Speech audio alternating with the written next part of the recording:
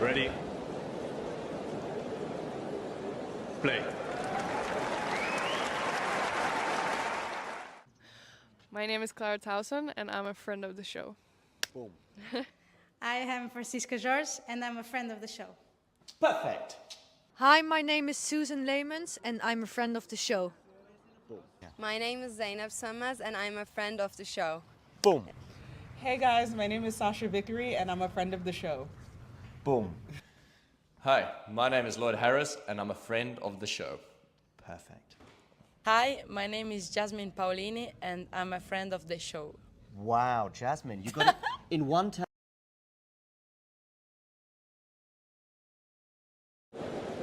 Ready? Play.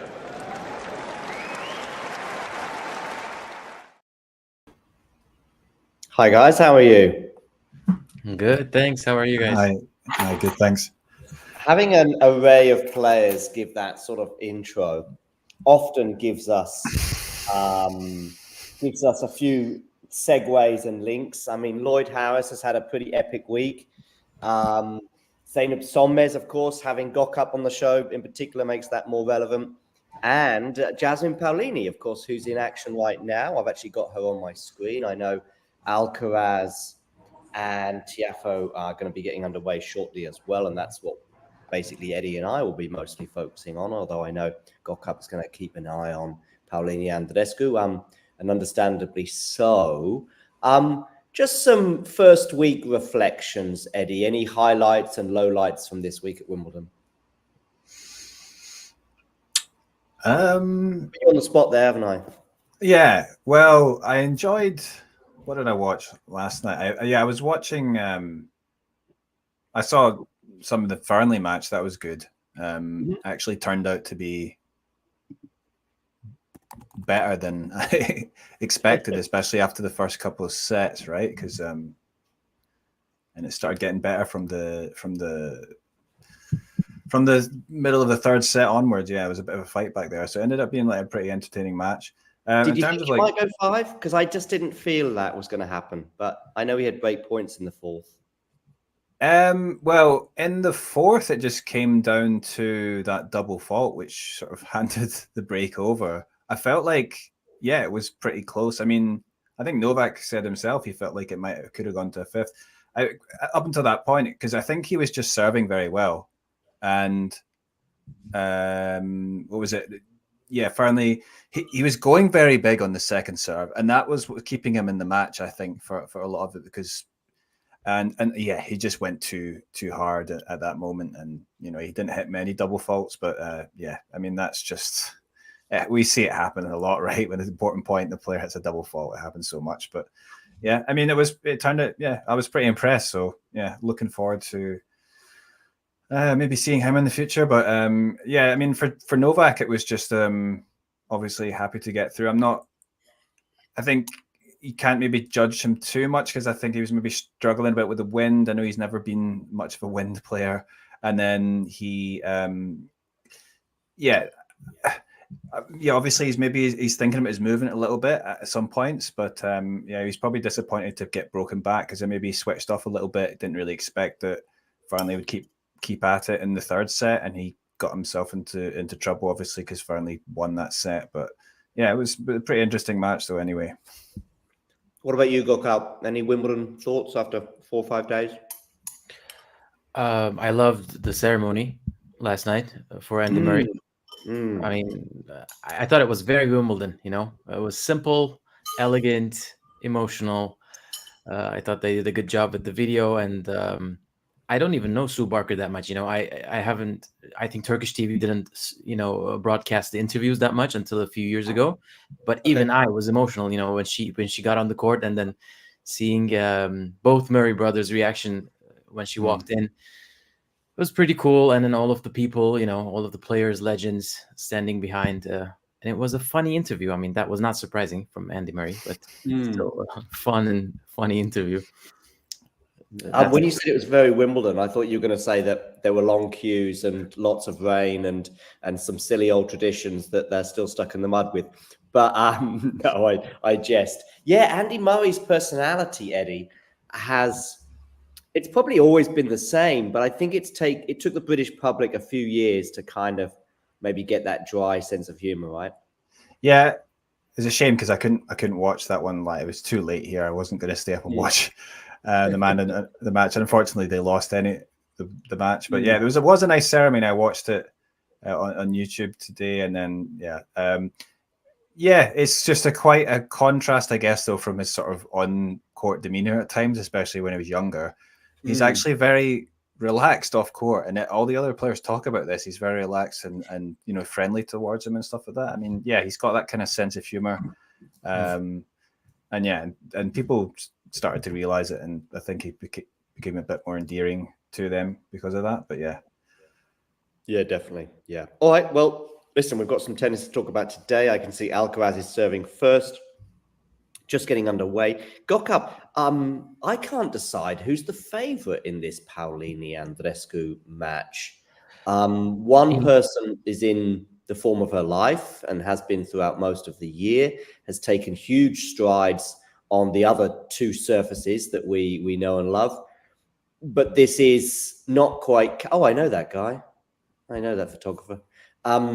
Anyway, this is not quite Casper Ruud levels, but this is not where we expect her to be excelling throughout most of her career. Andreescu, on the other hand, is somebody, of course, coming back to the tour after a lengthy spell away, but she has shown flashes of brilliance. She has shown that she's pretty decent on this surface, getting to the final in Rosmalen.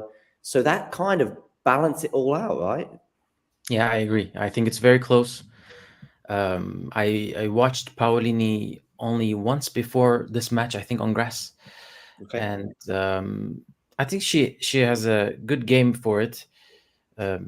Overall, I think her floor has become so high this year.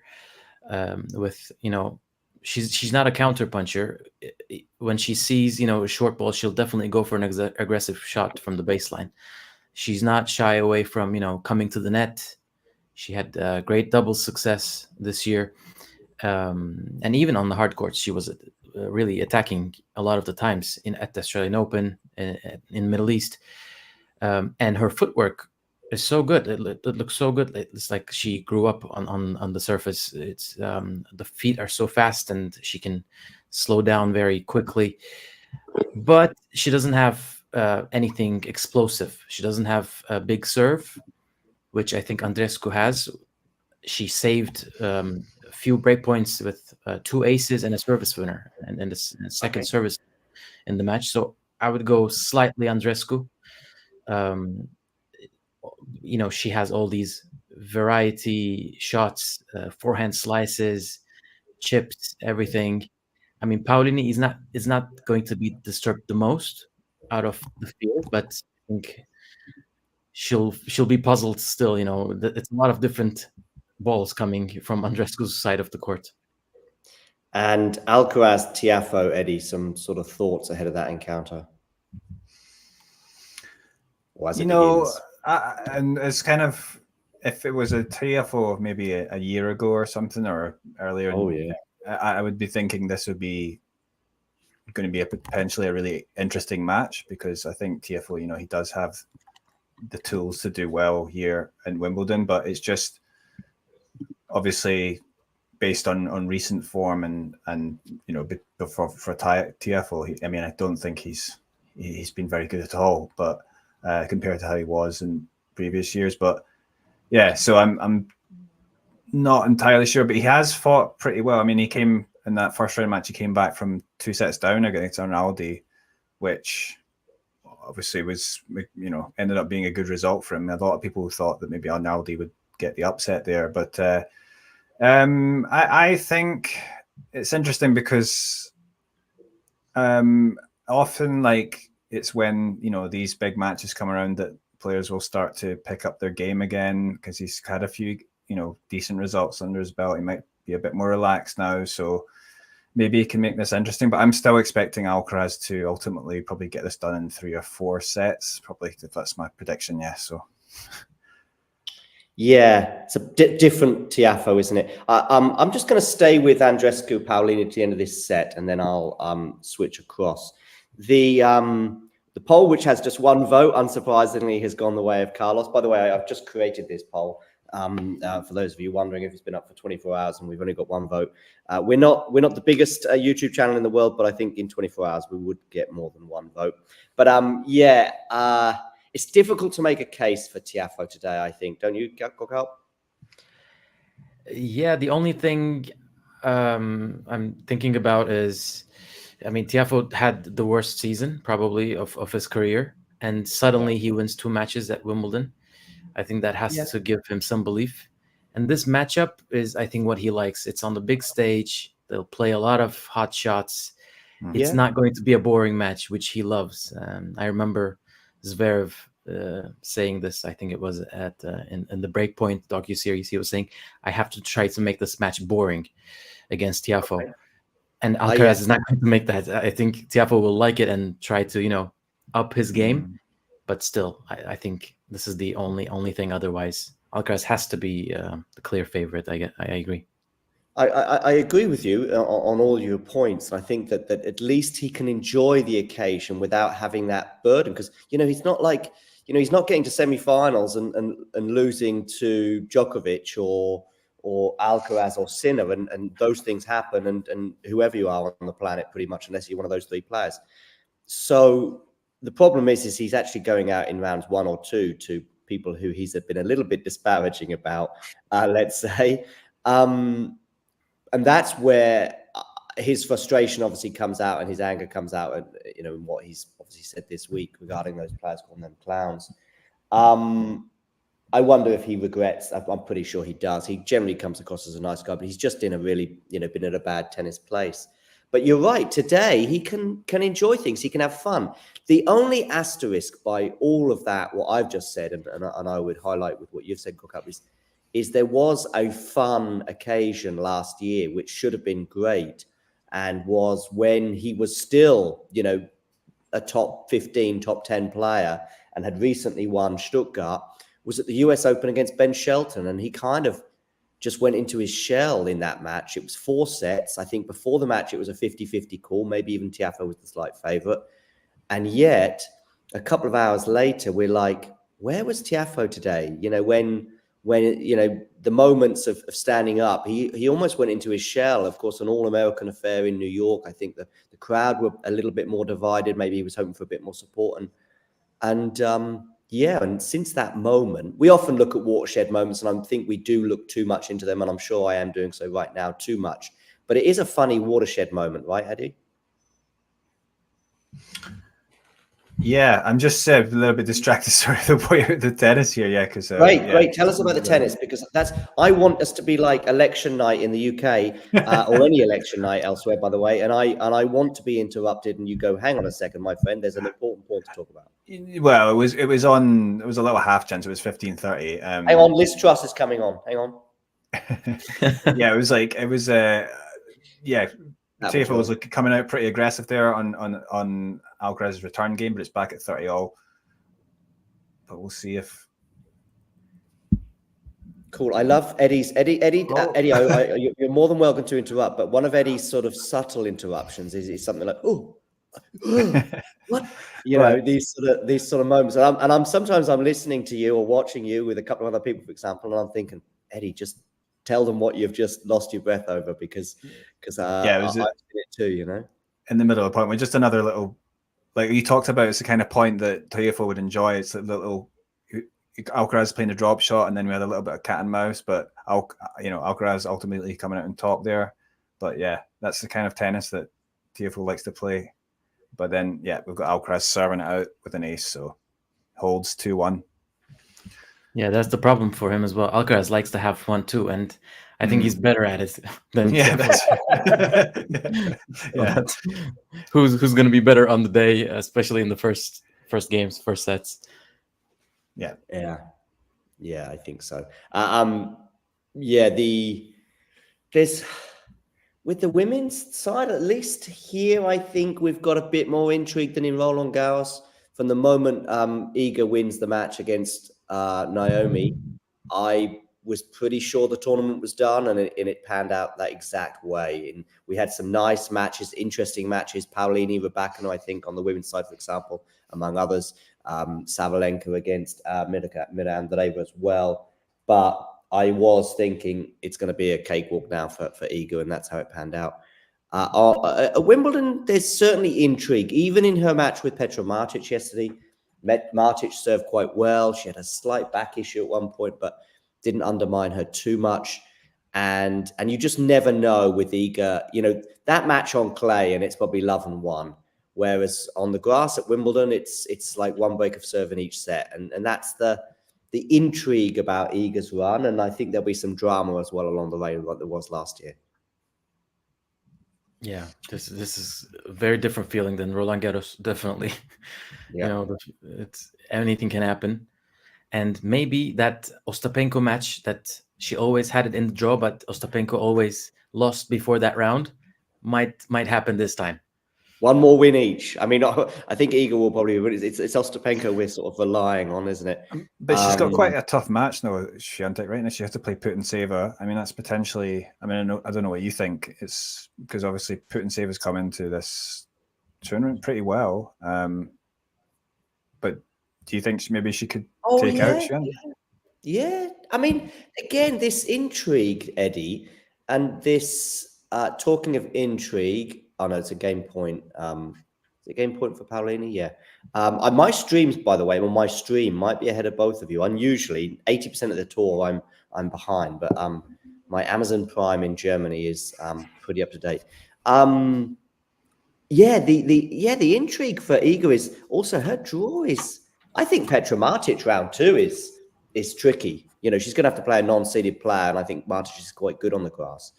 I remember her beating Pegula a couple of years ago.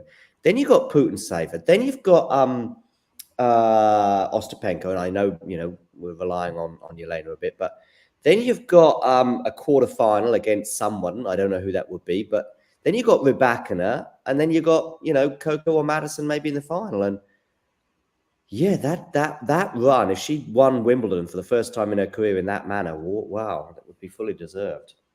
Yeah. Yeah, last year was also not easy. She played Martic again in the third round. Yes, she did. Yeah, she saved match point against Bencic. Yeah. So she's been doing better, but she lost that one very close match to Svitolina in the quarters. But I agree. Putintseva is she's coming in form. She won a title, so she might already cause some trouble before that possible Ostapenko match. We've seen a few sort of friendships building up between singers and players. Who is it? Lil Wayne and Ostapenko. Yes. And I'm just wondering if Brittany might be in Putintseva's box after she was caught singing to a song at a change of ends in Birmingham, I think it was. Yeah. What is she there? No. Not yet, but I'm talking it up. Okay.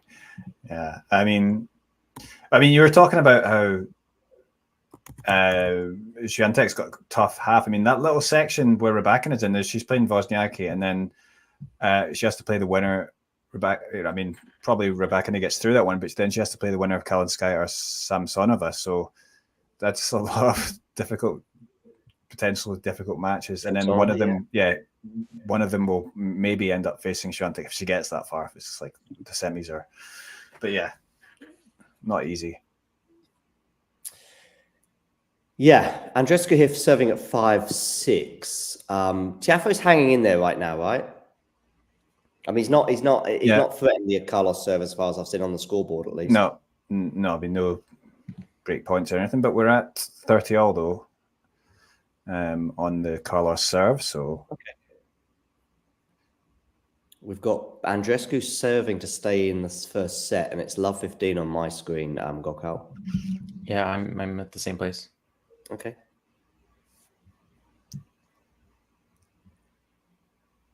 Turkey play tomorrow, right? Gokal. By the way, I think Turkey winning the Euros in Germany would be the biggest troll ever.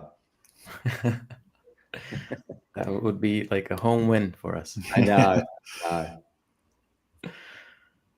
I'm not sure if it's 4, 5, or 6 million, but it's the largest diaspora in Germany by some distance. Yeah. Yeah, it's gonna be an intense match, but there's a lot of story there. Matthew here asking if we've ever interviewed Dustin Brown. No, but you know what? He is a guy I've pursued. Let's say I've pursued him more than Novak, Rafa, or Carlos. Put it that way, or even Yannick. As in, I mean, I haven't even tried really with any of those guys. Whereas Dustin is someone I have actually pursued through various channels, and I think it will happen one day. I just don't know when. But yeah, he's in doubles action, and he's also working on German TV. He's kind of on the couch for German TV one moment, and then he's on the court playing doubles the next with Baez as well, which is an interesting combo. And I think he's in action right now. They lost the first set. Sebastian Baez. What? And Dustin Brown. Wow, Doubles. What a duo. Yeah, I know. What a combo. Yeah. Wait, is this in? Where is this in Wimbledon? Then? Yeah. Okay. On court 5. There you go. So on court 5 right now on shared on the screen. At least the scoreboard is anyway. Wow. They got great against Team Damien. Damien's not around today because he's focused on this Nice-Zielinski combo. No, he's not. He's doing something else. I don't know what he's doing. Can Popper in trouble Novak? Yeah, he troubled him in Australia. So yeah, maybe I'm going a bit too big, am I? Eddie, you've sort of look. I'm not convinced that Popper can be will be at the level to beat Nova. Yeah, well, trouble. Yeah, okay, I suppose. But what does trouble mean? Does it win right. Fernley troubled him, didn't he? I guess. Yeah. But for Novak, maybe that little match yesterday be good for him. I don't know. He might. He might go on and play this next match with a different mindset. I don't know. But I suppose there is maybe a little bit of a question mark on because of the knee. He's probably just trying to, I don't think it's a serious problem, but he's probably just trying to. Have you seen that backhand pass from Andreescu Gokal? Not yet.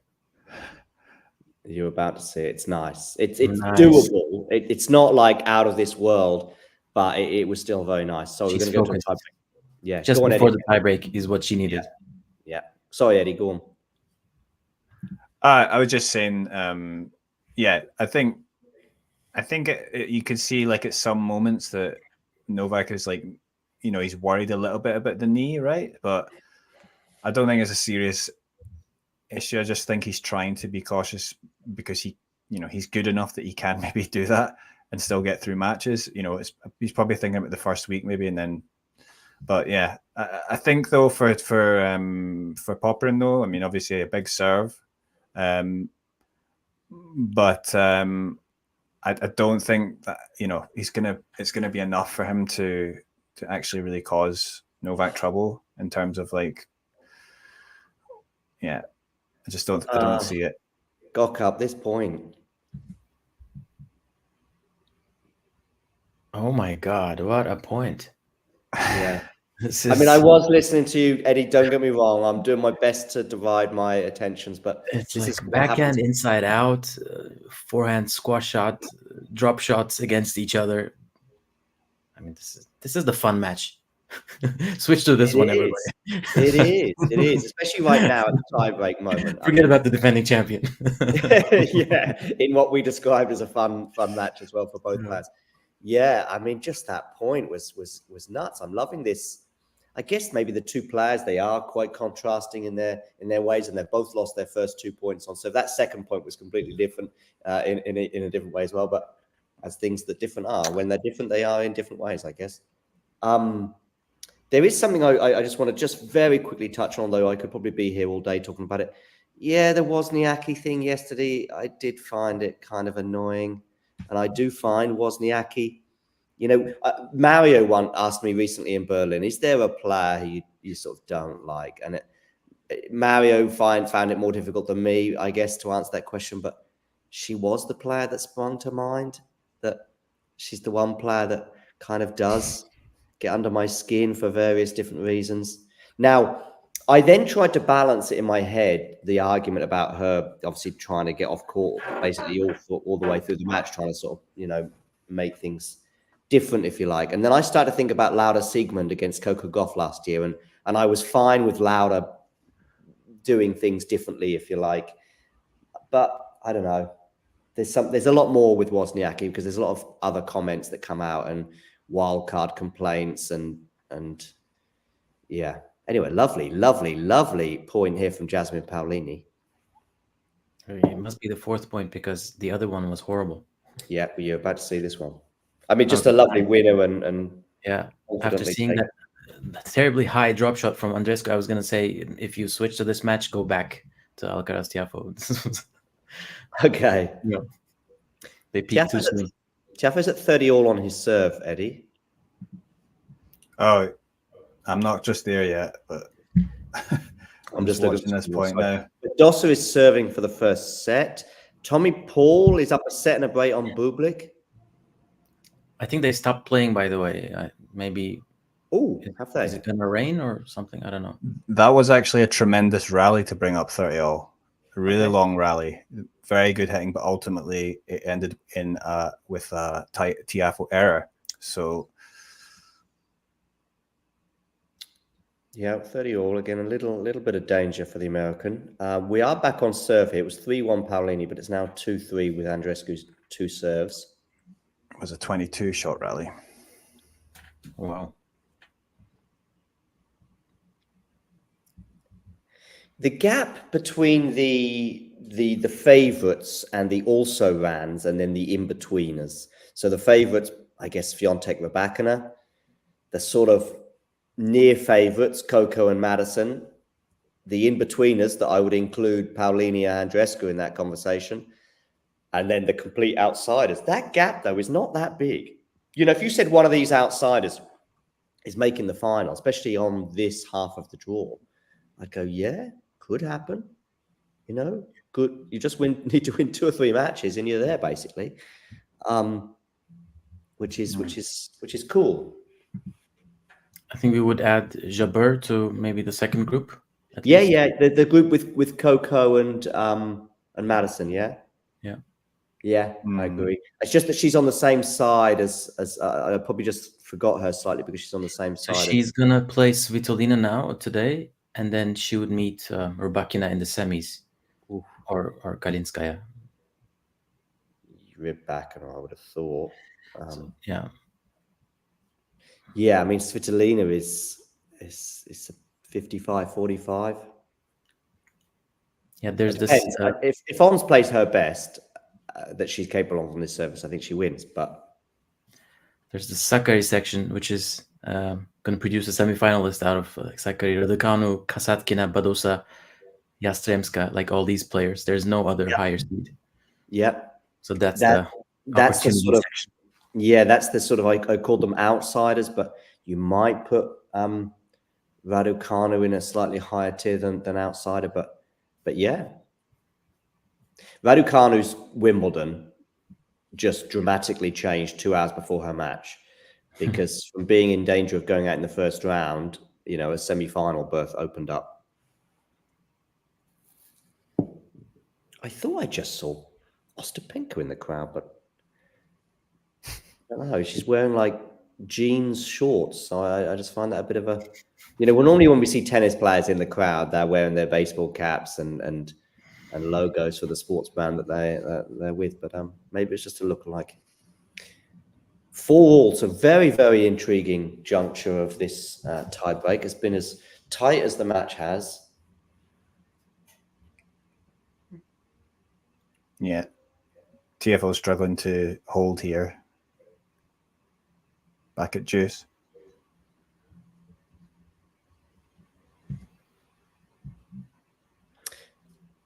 Andreescu's just gone too big on that return. She's annoyed at herself, but I think you're more annoyed when you don't go for it and you lose the point. I think you've got to go for that one. And she's only just missed it.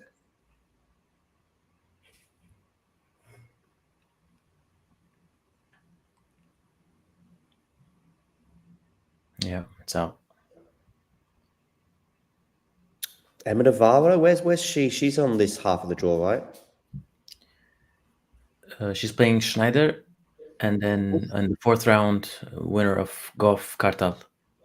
See, that Schneider match has 50-50.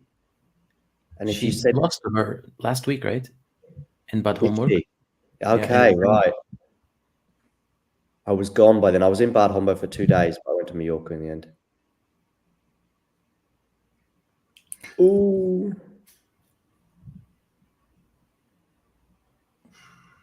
Tiafoe still serving that same game. And a forehand, attackable forehand from Andreescu goes into the net. So that's 2 kind of points in a row that she went for, and neither worked out. This was easier. This was a bad net from Andreescu. 2 set points. Yeah. Friend of the show, Jasmine Paolini. Probably thinking about talking tennis right now. She's about to return. Yeah. What can I take from that interview? What can I take from that interview in Stuttgart? She's thinking, what did John say? Thinking, I should, convert the first set point like I did, friend of the show. I said it on the first time. Yeah, first take. She got it first take. First take, first set point. She's like in that mindset. Let's see. No, I desperately want her to win this point. Yeah, she.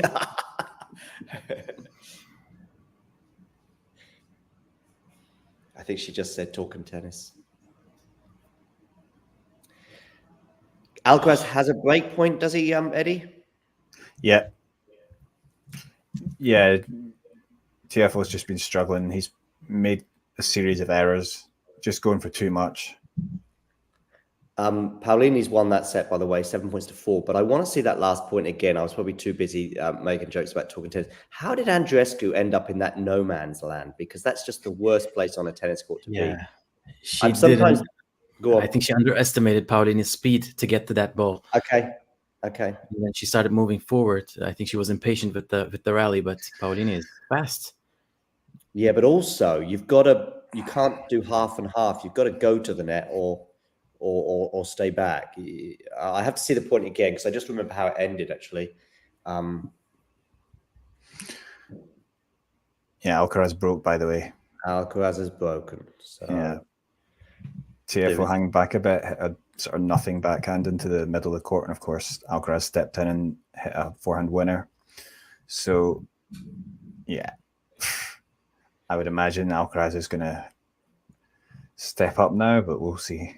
Did you tip Navarro to beat Schneider Gokap? I didn't hear that if you did. No, I was just going by the seeding, but I think she's gonna get this one. Okay, because she lost in Bad Homburg, you were saying, but you think you should? Yeah, in 3 sets she lost. I think she's a very disciplined player to lose to the same opponent twice in 2 weeks, and she was amazing against Osaka. She was. She was. That can have an effect. But I'm now switching over to Alcaraz Tiafoe. Okay. She had 16 winners and 4 unforced errors against Osaka. Crazy. Yeah, they are crazy stats. An American in the final. I think if you're from the US, I think you should be feeling very optimistic about the chances of that happening with Navarro, Coco, Daniel Collins, and Madison Keys still in the draw. And there may be others that I'm missing. And 3 of them are on 3 of them are on one side of the draw with Coco, Madison, and Navarro. So Bernardo Pera is the only other one playing Ostapenko. Okay. Only other American. Okay, so I only missed one. Yeah. Pera. Okay, yeah.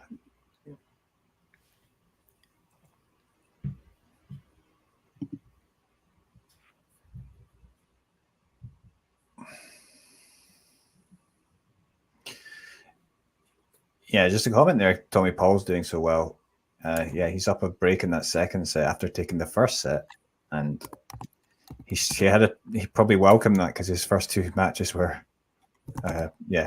very competitive. That And that last one he came through in 5 sets against Otto Virtanen, and then that Virtanen match was one really that Otto should have won. I think he got a little bit frustrated. Yeah, I did watch it. Well, I couldn't watch all of it. I did watch a large part of it, and it did seem like, yeah, he was sort of on top when I was watching, but yeah. It's not many 5-setters I see in the first 3 or 4 days from start to finish. It's unless you get a surprise, like you're watching maybe Carlos Tiafoe in the first week and it goes 5 and you don't expect it to. Something like that can happen. I certainly remember Rafa a few years ago being in some surprising 5-setters in the first week. Alcaraz has broken back, sorry. Tiafoe. Yeah, Tiafoe got the break back. Yeah, sorry. Yeah, that's what I mean. Yeah, just finish it off with an error there from Alcaraz. So, yeah, I did think, because I thought maybe Alcaraz would step up there, but, you know, as I say, what I've seen before, you know, he does kind of go up and down in matches sometimes, Alcaraz. Do you think a little complacency got there, you know, with you know, obviously he gets the early break and you're thinking, well, this is job done almost? Yeah, I don't know. It is a trait. It is a trait of his, that's the thing, but it's like... Yeah, you don't know. It's strange because I think that's very unlike sort of like, you know, in terms of the elite players that we've been used to on the men's side anyway, like obviously you're talking about big three, you know, I wouldn't say that they're like that. They don't seem as up and down as Alcaraz does. And yet Alcaraz, in terms of results... No, but certainly Roger, we never saw him in this Grand Slam winning mode until his early 20s, right? So it wasn't like he was winning a slam and then we were disappointed with his performance at the next one, or he was just... Do you know what I mean? With Roger anyway, and Novak largely as well was a late bloomer in comparison to Alcaraz. Yeah, I suppose that's a fair point. I think Federer was a bit like this at the beginning. Yeah, okay. He would go up double break and then give one of them back. He would lose it a bit, but then I think he got better at that. I think it's the nature maybe of obviously Alcaraz's style that he's always looking to attack, he's always looking to go for the big shots, and you know he's not the one to like. He tends to want to go for the winners when he can, so that's why we see this. But yeah, eventually he'll sort of find his level, and then you know then people can't compete with him. But yeah, well. So let's see if Tiafoe can hold on here now. Yeah, he was serving for the set against Vukic at 5-3 and then lost 3 games in a row. Before. I mean, he's openly talked about. I like it actually as well. He openly talks about some of the travails that he's had on court, whether it be, you know, whether I remember him saying something a couple of months ago. I think it was during Indian Wells when he hadn't won a title for sort of quite a while, at least by his standards. Anyway, I'm just trying to think how long it was since he won a title. From when Wimbledon, it would have been Wimbledon to Indian Wells, which by the way, for 99.9% of the tour, it's like, yeah, that's you know, most people. Liam Bodie wouldn't mind winning a title every 9 months. Indian Wells and Wimbledon being the two that split them apart, but yeah, he's quite. And I remember him saying during Indian Wells, is basically, I get a bit nervous when it's like 15-30 or 30 all in a big moment, and I feel nervous when I'm watching at home. And I've always wondered how these guys are not as nervous as I am when watching, even when I'm not, you know, particularly interested in either player. I still get nervous for them, and yet you just assume that these players sort of can go through it, especially if they've won a couple of slams already. And yet he was quite frank about that. He said, I've just sort of got a bit of a crisis of confidence in some of these moments that he was trying to fight his way through. The other thing that he said many times, including to me on 2 separate occasions, once in Barcelona last year and then again in Buenos Aires this year, he just mentioned that concentration issue and that how he's made improvements, but there's still some way to go. Yeah, he was much worse at that 2 years ago. Yeah, and he said that. He would lose sets, yeah.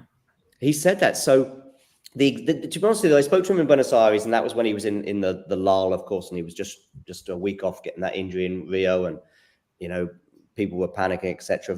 Tiafoe is having fun, by the way. Now, certainly now he's back on serve, but his comments in Barcelona in 2023 were very interesting and not really provoke. Well, actually, I was thinking of technical improvement, so I asked him. I said, what's the difference between 2022 and 2023? Because in 2022, you played Tsitsipas and it was 3 sets. I think you had a really, really tight 3-set semi-final. There was another match. I think he was up a double break in and something happened. And there was quite a few parallels between the two tournaments, or quite a few direct comparisons that I could easily throw out there, Stefanos being the obvious one. And yet a year later, he was crushing Stefanos in that final and as he said, not giving him an inch. And he basically just said, look, he said, I'm not giving him an inch. And he means that in a focus and a sort of determined manner, as opposed to going up a double break and falling asleep. He didn't say those exact words, but that's basically what he meant. This year, he said, I'm just going for it. I'm going for them by the throat sort of thing. When I've got them in a good position, I don't let go. And that was the difference between 2022 and 23. I then referenced that again in 24 when I spoke to him in Buenos Aires and brought it up once more and just sort of, where are we at? Because I thought we'd not cured this issue, but certainly, come close to solving it. And he said, well, there's still some work to do, put it that way. Yeah.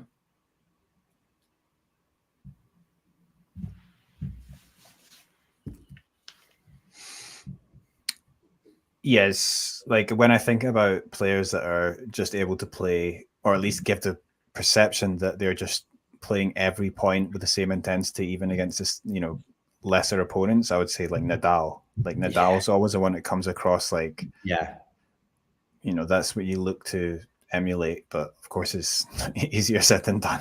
Because even Novak, I mean, Roger had this sort of, graceful look, of course, but even Novak, who's a lot more sort of intense than Roger, I would say, even he would sort of, get to world number one by playing a couple of rounds in Vienna or Basel or somewhere in that region a couple of years ago, or a few years ago. And it's like, yep, I'm here now. So I'll basically, I mean, not tank, but he certainly didn't play the next match with full intensity, put it that way. We've seen him manage injuries a lot more, I think. I was going to say intelligently, that's unfair on Rafa, but very differently to how Rafa would do it. And he's reaped the rewards.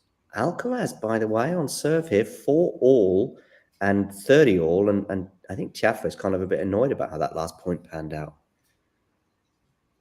Yeah, because it's 15-30 and I'm just about to see that point. Some concerned looks on the Carlos team. I mean, it wasn't a complete gimme, that point. How's Paolini, by the way, getting on against Andreescu at the beginning of the second set? There was a long break between the sets. Andreescu just won the opening game. Held her serve. It's not been a break of serve yet, right? No, it's just Paolini serving for the first time in the set. No, but in the whole match, I don't think, right? In the whole match? I don't think so. I didn't tune in until about just once. They broke each other once. Oh, they did they? Oh, okay. Okay.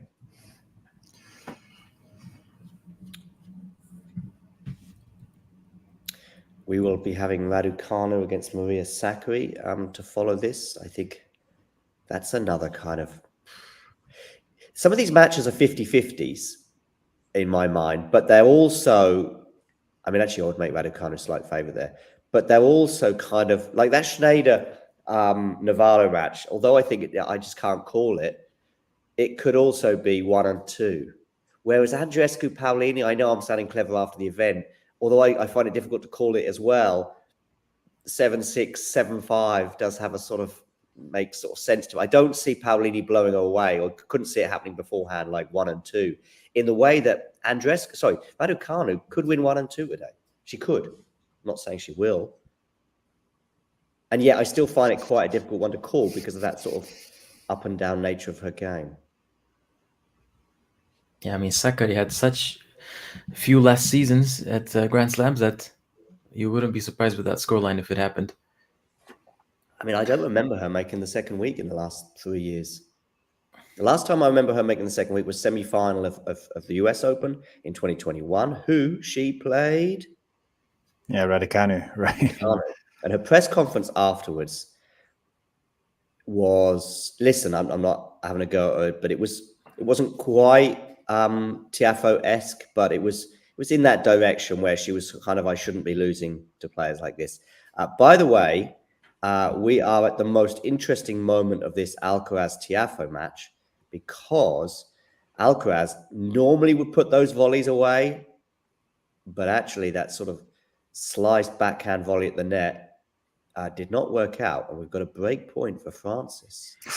Yeah, I've just seen that now. That's really one that you'd absolutely expect him to make. Yeah, it wasn't super difficult. Some of those volleys, you go, yeah, it was tricky. To be fair, they are missable, but I mean, well, you and I, yeah, we would struggle. maybe you, Eddie. I think I'd put that one. The next point is intriguing. I will say that, or curious.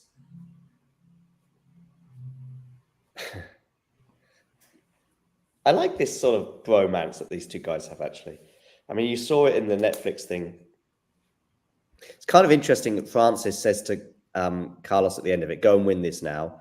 And I'm thinking, oh, does Francis not like Casper? That's my first reaction to that. Come on, you always want to lose to the eventual champion. Yeah, I guess. What do you think about that return from Francis, by the way, Eddie? Oh, he just sort of he crouched down and put his racket up, right? Like Yeah, that. wow. Right. It was cultured. Yeah. Yeah, I mean, it's a difficult one, though. Yeah. He's going to get another chance to break. Oh,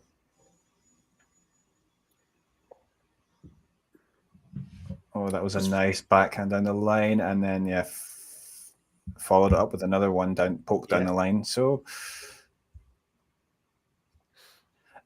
by the way, go on. Sorry, Eddie. Go. So I was just going to say, Umber just won the first set against Nakashima, 11-9 in the tiebreak. Wow. The coaching decisions of some of these players, it's curious, and of course you don't know what's going on. So, but is Wayne Ferreira, is he now with Jack Draper, or is he with Cam Norrie? With one of those two, because I saw him at the match yesterday on my TV. Anyway, It's gotta be Jack Draper, I think. I think saw so. them together in the other tournaments. Yeah, I remember hearing about that. Yeah. So, because he was with Tiafoe throughout pretty much the best spell of his career, including, of course, that Rafa win in 2022. They appear to have a good thing going. He hits a slightly rocky patch post US Open, but seemingly pulled the trigger quite soon on that. But that's, maybe there's a feeling there. Maybe that's not necessarily the wrong decision. But what happens afterwards is he then employs someone else. And I'm sorry, I don't remember who it was he employed, but he was gone in about 6 weeks. Paolini just broke serve, by the way.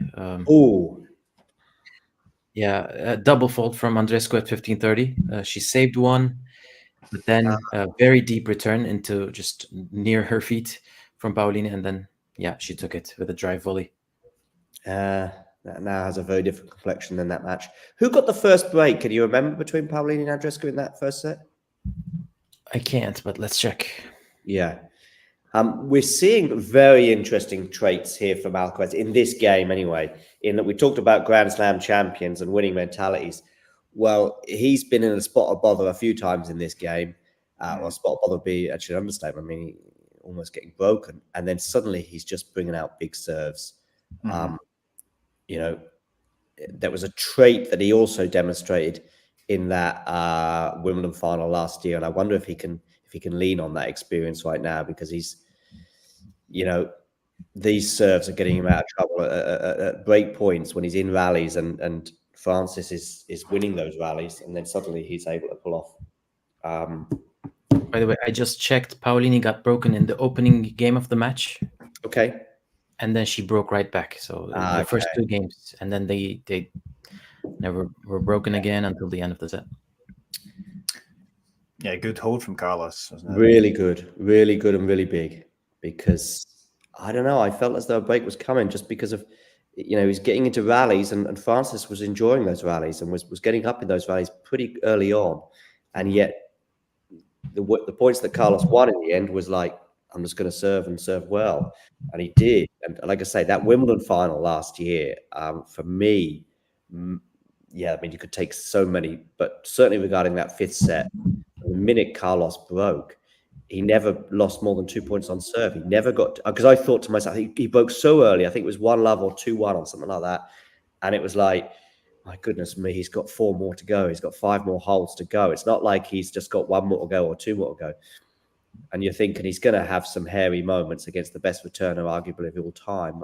Agassi might have something to say against that. But on Wimbledon, on centre court, a court that he hadn't lost on for 10 years.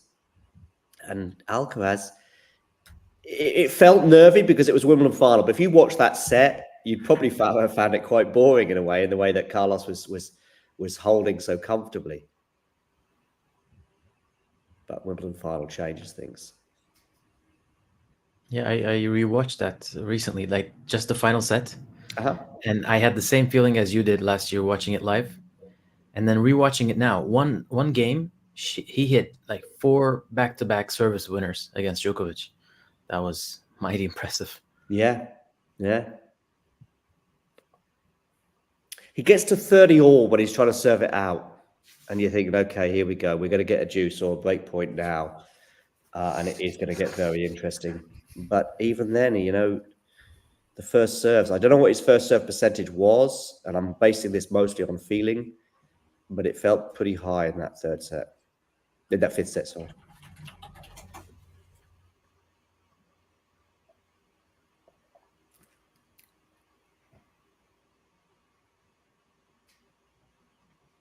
I'm pretty sure. I mean, Snehel, I could be wrong, but I don't think I'm imagining. I don't think he faced a single break point in that fifth set. He did. Did he? The famous. Right at the beginning. Yes, sorry. Right at the beginning. Yeah, from the moment he broke is what I meant. Sorry. Yeah. I think from the moment he broke, I think he didn't face. That's any. What. Yeah, of course. That epic game where I haven't forgotten that. I'm just not making myself clear. From the moment he broke, that's what I mean. So those four or five service games he had, I think it was 4.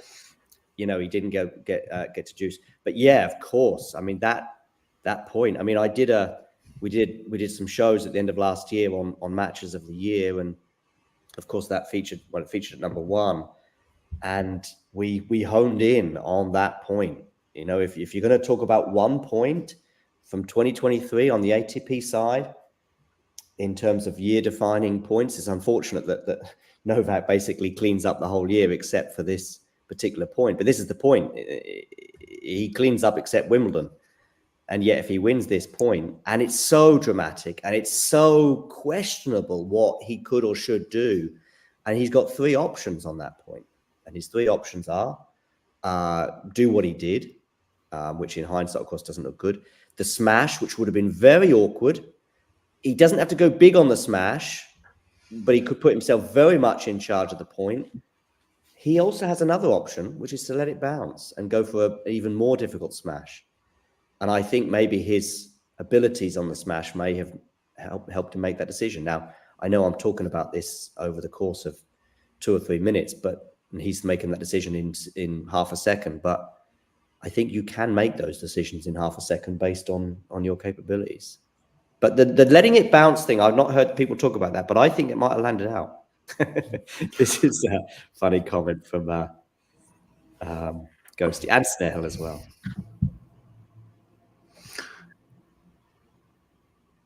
Go on, Eddie. Yeah, no, I haven't watched that back for a while, but I do remember obviously that exact point. But trying to remember it exactly in my head is a bit difficult. But obviously, yeah, that was obviously a key turning point, and yeah, he could let it bounce and not even maybe smash it. He could let it bounce and have a nice forehand. Albeit, I don't know if he'd win the point outright. I just think because if he lets it bounce, he can then take a really, really sort of tricky, surprising shot down the line, which sometimes because you try and outsmart yourself, you miss. Or go big cross court. Carlos gets his racket on it, but you're still 80, 90% in charge of the point. So that's the one I would have been tempted by. And I know I'm saying it now, but I'd have been tempted by it at the time. I'd have let it bounce and given myself that forehand. And given the tension and the nature of the moment, you are probably going to err on the side of caution and just go hard, but cross court, knowing you're getting that in the court 99 times out of 100, and just seeing how Alcaraz deals with it. And that's what I think he should have done, and I think that's what I would have done. But then I've not had quite the tennis career that Novak has had, so maybe that should be taken into account. For me, the biggest point in that match was in the second set, the set point he missed. I think that's a bigger point. I remember discussing that as well. I think it was a routine backhand. It was deep. It was deep. Yeah. I mean, I think Alcaraz could have come back from a breakdown in the decider, but coming back from 2-0. Yeah, fair. I mean, I know the point you mean. And I think what was surprising about that tiebreak as well is that Novak was on this streak, wasn't he, of not made an unforced error in, I don't know how many tiebreaks and how many points. And then I think he made 2 or 3 in that tiebreak. And that one in particular was unusual by his standards for sure. By the way, Paolini is 3-1 up, 15-30 on Andreescu's serve. Okay. She's been hitting these balls so deep. They show the graphic percentage of deep shots. For Andreescu, it was 26%. With Paolini, it's 40%. And I think it's even higher with the set. She's playing really well. And now with a lucky shot, she has double break points. Again, Alcaraz under pressure on his serve. And I was praising him for finding big serves in big moments. Can he do so again, Eddie? Yeah, by the way, Paolini got the double break. Oh wow! So that's significant. Probably over then. Yeah. I mean, it was like he was up 30 love, wasn't he, Alcaraz? And then Tiafoe played a couple of good points coming aggressively into the net. Big return for one of them in the first point, and then he got to 30-all, and then that one, just he finished it off. A little drop shot of the net. So. Oh, it was a good return from Tiafoe, and he breaks. Yeah. So he's going to serve for the first set. Wow. I mean, from 4-2, and he had break point chances, but then I thought, okay, he didn't take them. I thought, okay, well, that's that done. Now look at that scream of delight as he breaks there. I mean, I thought Tiafoe did well, though, actually, to bring up the pressure. So, listen, for me, maybe the main issue for Francis over the last 12 months has been belief. I think there's some belief there today.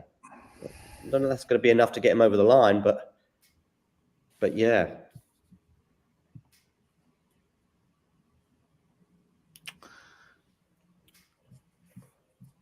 Ghosty, I like this. I like this comment, but you could almost bring it down to there's only one point that matters, and that's the last one. As long as you win the last point, all the rest don't matter.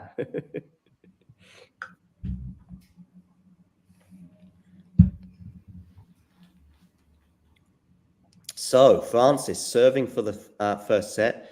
Paolini very much in charge of her match now, up a set and a double break. The Andreescu Osaka return to the top table of women's tennis, I think, is an interesting watch at the moment to see if either or both can kind of get there. Top table being semi-final, final of a slam. Yeah, that would be amazing. And I think we all thought that was going to happen at the end of 2019. Yeah, it was going to be a mainstay. There was going to be a big four. Andreescu, Osaka, Swiatek, and Barty. That was my big four. And then, other things happened. Yeah. I always wondered, how much different would things look now if Osaka didn't, stop for having the baby, and then also Barty didn't retire? Yeah, I really wanted to see more Barty Swiatek matches. Definitely. Yeah, and yeah, it would have.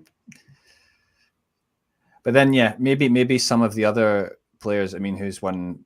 You know, we've also had Sabalenka winning. She might not have won the slam if they'd stuck around. So Francis Tiafoe has served it out to love. Wow. And didn't look in any doubt. Impressive. Yeah, very impressive. No, I'm intrigued as well about the Barty thing. But I don't know if I'm fully on board with I think Iga would have been. I think Iga might have won all the slams that she's won. Bearing in mind, none of them have been Wimbledon, none of them have been in Australia. You know, Barty's been gone since 2022, so that means French Open 22, US Open 2022, and then so the three French Opens, and I think she still wins those. So I guess then you're looking at US Open, which is a tournament that Barty's never won. Yeah, I'm not so sure. I think You might be right, the closest proxy to Barty could be maybe Muchova, and the final match they played. You know, who knows if we had one, 2 or 3 more players like that. And yeah. Iga kind of let her off the hook a little bit in that match, though, with an upper set and a break. I love that final, by the way. I think I don't know if although it did make our list of 7 matches of the year. I really enjoyed that final. I felt bad for Muchova, but yeah. Yeah, Paolini is just dialed in. She's not losing many points. She's up 5-1. I'm just going to step away. I'll be back in a minute or two. Got some house errands to run. Oh, well, then I'm trying to remember. It's always hard to remember in your head. Okay, so it could be Paolini who takes on Madison Keys next. Yeah, the winner of Keys Kostyuk. Right. So that's interesting. Yeah, we could have Paolini and Goff as well in the semis, I guess. Yeah. Yeah, that's right. I mean, Keys would not like this matchup if she, doesn't have her serve that day. Paolini is just running everywhere, getting to every ball, and then hitting it with like real interest. I didn't know. I found out that in her team, they call her the Tasmanian Devil because of the energy she creates on court. So she always has big energy.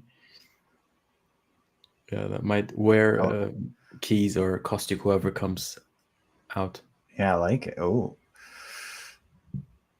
Another nice passing shot from Tiafoe, and he's sort of looking very loose at the moment.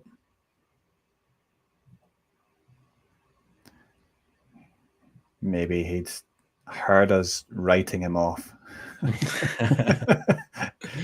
Yeah, probably he checked some tweets and then he said, okay, this is the match. I'm going to show you.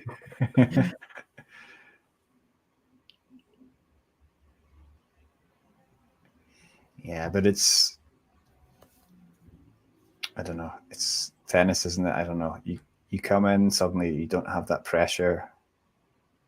You can loosen up. It depends if you can keep it up for, can you win 3 sets?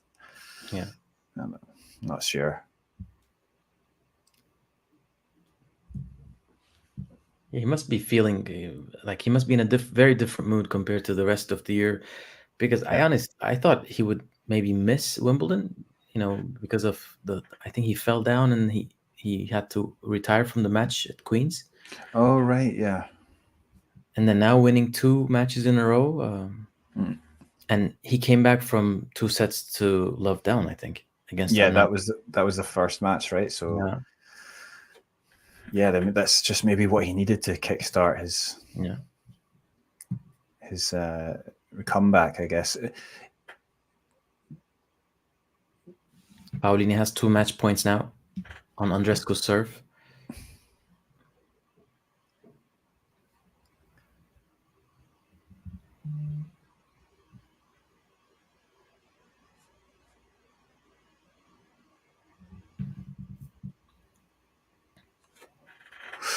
Wow, Massive return. first serve there from Carlos Alcaraz. 135 miles per hour. What is that in kilometers? That's well over 200. I mean, 220 something. No way. Wow. Yes. It was right down the middle, but it was unreturnable for a Tiafoe. Yeah, Paolini won the match with a return winner. Yeah, this is not what I was expecting from the set. 6-1. I think also not what John was expecting. 7-6, 7-5. That would be a more familiar scoreline. But she also went away with the set, but that was at the French Open against Andreescu. In the third set, she won it with a bagel, and this time it's a 6-1. Very impressive.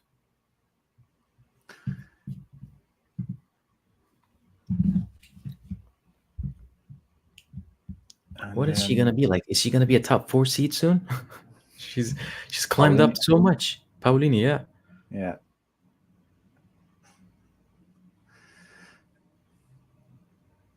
Yeah. I mean, well, she could go Yeah, far with one here. more match, she could become number 5. That's just crazy. That's too much. You think it's too much? Well, yeah. From what I don't remember, I think she was outside the top 20 at the beginning of the year, maybe.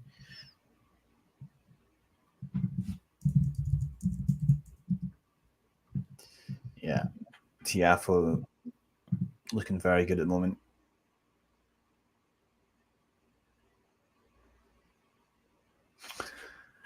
Well, Pegula, I thought she might have gone far. Yeah, maybe to the semis, even in this so tournament. But yes, I mean, you can't always. I mean, it's happened to on the men's side as well as the women's side. So players that have done well before coming into the, in the grass events coming before, and then they've gone out early. If I'm thinking of just like Draper being one of them, he's just gone out. And then, obviously, Pegula's just done that. So, and Kasatkina is down a set to Badoza. Obviously, it's quite a tough opponent.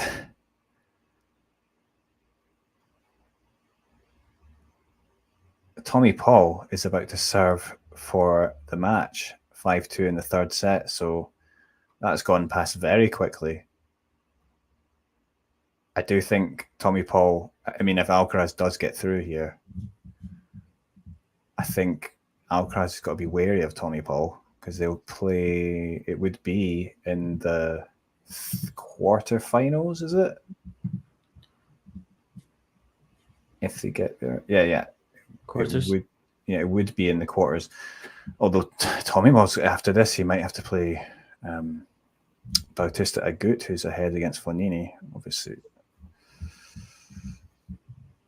But yeah, I mean, I don't know. People forget, like, Tommy Paul did beat him, like, actually twice, but not that long ago as well. There was one just last year. They played maybe 5 times. So I think it's either 2-2 or 3-2 for Alcaraz. Like, very close. I think it's 2-2, and maybe one of them was a. Okay, yeah, I think it. But and obviously Paul's has been playing well recently. I mean, he almost lost against Virtanen though. So, but now he's clearly getting this match wrapped up quickly. So he might be able to come in fresh against Alcaraz if they do play. But Alcaraz has got to win this match and struggling here. I do enjoy just like watching Tommy Paul play when he plays well, and I think regardless of whoever wins that match, it could be a really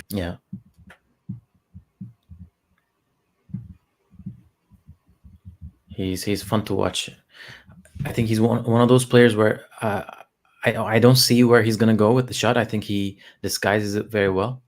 on both sides. He does, I think, a very last minute adjustment with the way he hits. So it's always surprising. Yeah, I know what you mean. He's sort of, yeah, I like that. Very last second move that his swing. Yeah, and he's just got great variety and just and he's I think especially as American players go, he's very like got his maybe less typical style. Yeah.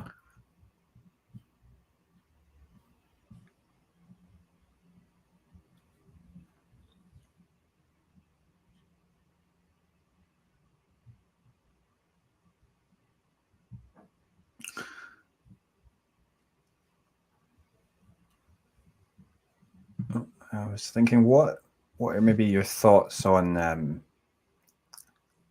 Holger, because he might be able to play Novak, right? Yeah. Although Hallis he has to play, which is I didn't watch either of them, Rune or Hallis. But I was surprised with it was Eubanks injured or something, like 4-4-2 for Hallis in the first round. That was kind of surprising. And then he beat Hachanov, so it's probably going to be tough for Rune in the third round. Yeah, I mean, I think Hallis, the serve is doing a lot of work there, and I don't know. I didn't actually see those matches. Yeah, the only set I saw in this section was the one Rune lost to Seibot Wild. So that's not indicative of how he's playing because he won the match. He won all the other sets he played. But I think if he's playing above average for himself, he should give Djokovic a test. Because he can move him around.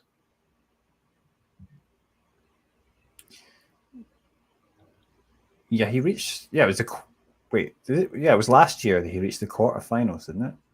Yeah, he lost to Alcaraz. Very straight impressive match. Yeah,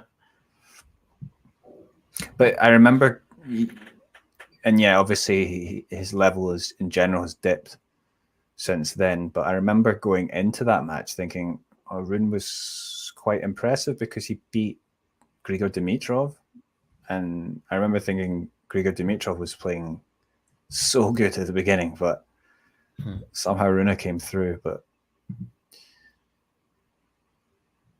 and I thought he always had extra motivation playing Alcaraz and Sinner.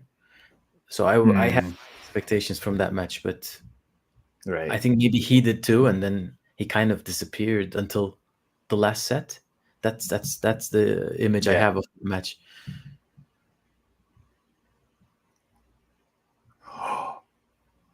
And that was a lovely drop. Big lob onto the baseline from Alcaraz. Okay. Backhand lob. I see they're on serve in the second set. Yes.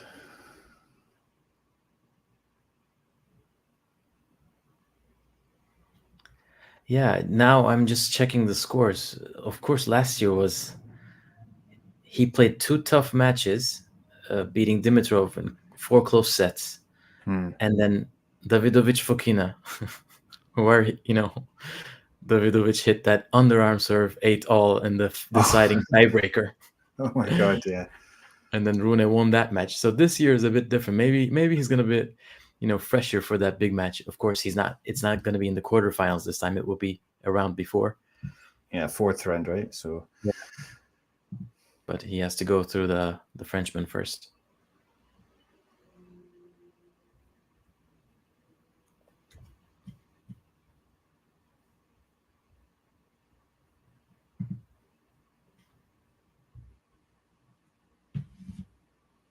Oh no, Matthew says Agut is down hurt, Achilles injury. It looks like he's done.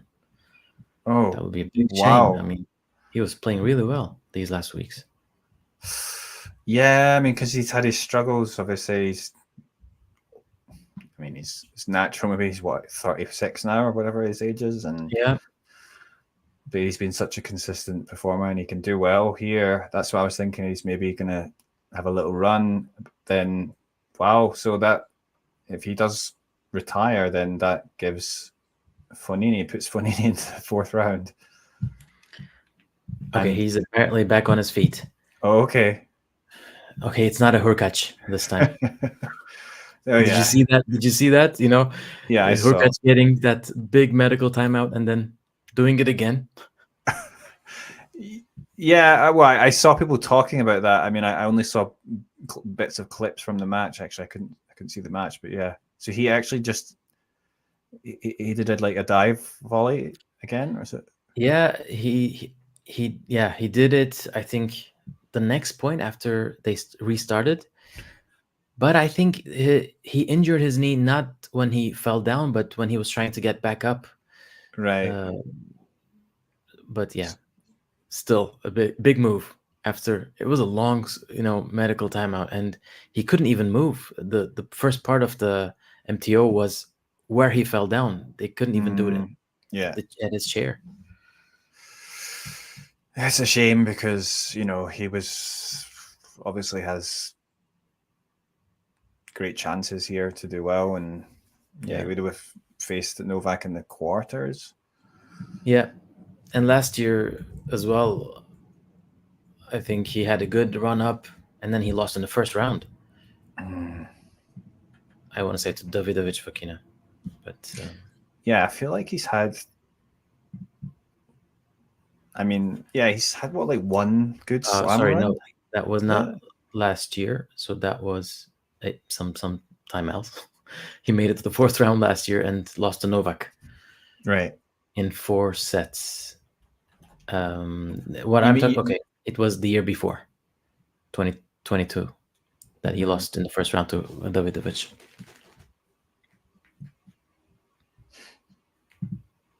Yeah, but of course he made quarters this year at the Australian Open. Yeah, I forgot about, which is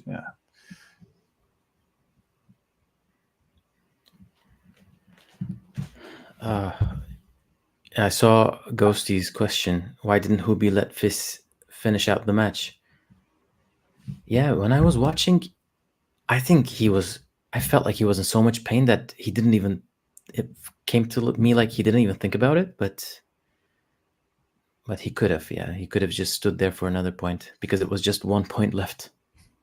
Right. I mean, I suppose it still counts as a win, doesn't it, for Fizz? But yeah.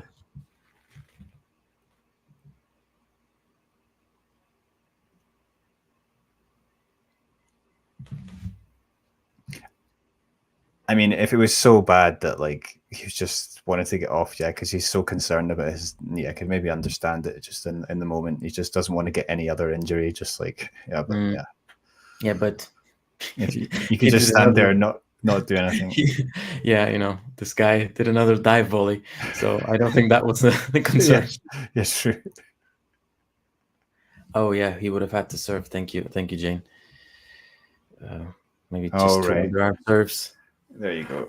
Yeah, but you never know. It was a very quick moment. He started walking to the umpire. I think he just said, "I've had enough." Maybe it was too much pain.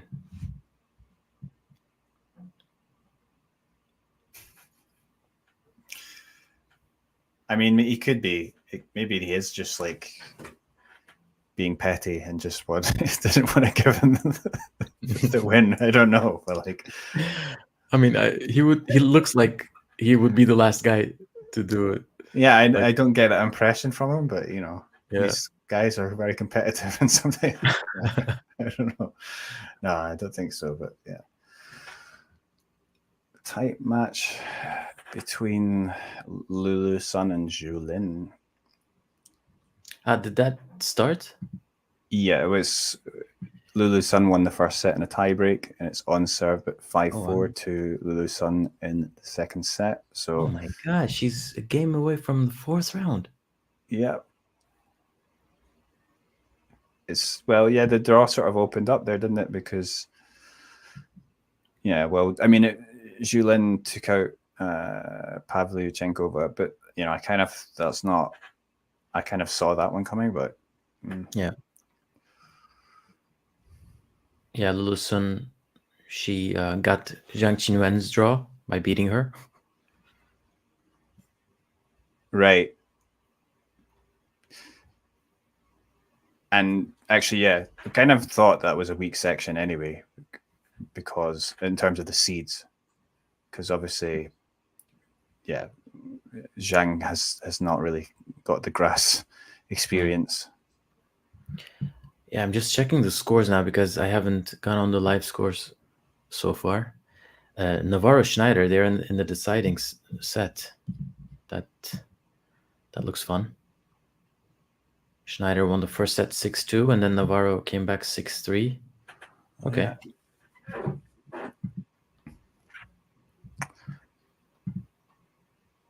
Yeah, Navarro is one that.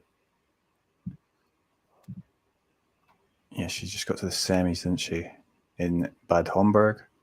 Yeah, lost to Schneider. Right. And it could be a similar result.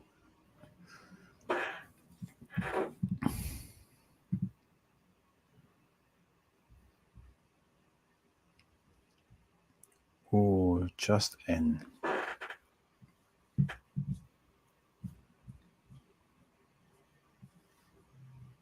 Yeah, Kasatkina Badosa, also very close match.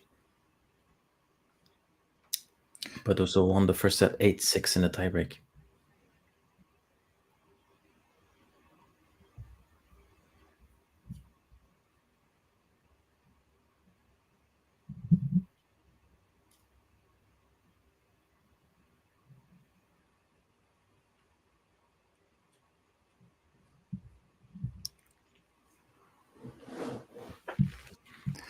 Yeah, Tiafoe's looking very good at the moment. That was a beautiful drop shot to bring up 40-15. Do you see any difference in levels from either of them compared to the first set? I think Tiafoe's sort of continuing where he left off, actually. He's looked very loose and he's still looking confident and he's executing. I think Alcaraz, though, I think he's looking good, maybe a little bit less up and down than he was. I mean, he's just got the point there. That was nicely played. So I think if my money's going on someone, I'd maybe think Alcaraz is going to take this set, but because it's looking more even now. But let's see. Yeah, I mean, he didn't have the best start in both of his matches. He won both in tiebreaks against Layal and Vukic. So yeah, those were signs. Yeah, I almost feel like Tiafoe probably needs to take this set to have a chance to win it, but yeah, I don't know. He's already surprised me when we take the first set. I mean, if he serves well, I mean, they could easily go 5.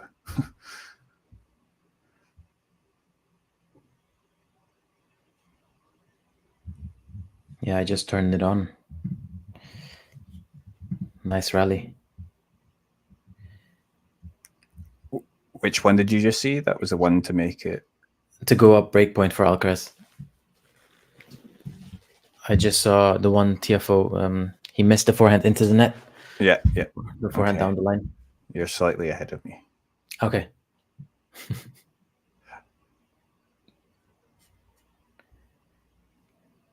Medvedev and Struff are on court. Is Struff also one of the guys who dyed his hair blonde? What is this with this year? Oh, did he? It looks like it from the narrow opening of his cap.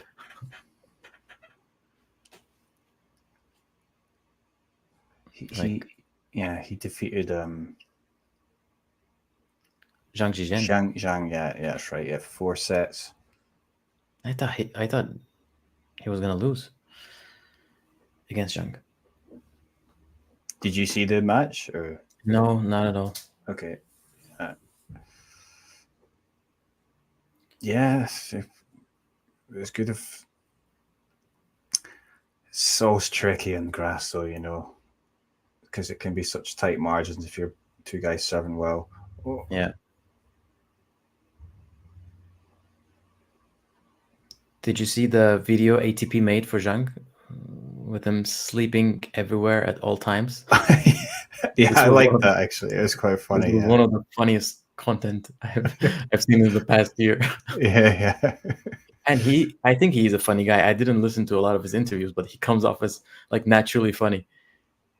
Yeah, he seems. Yeah, I like listening to him because I listened. Actually, the Tennis Channel interviewed him as well. I saw that video.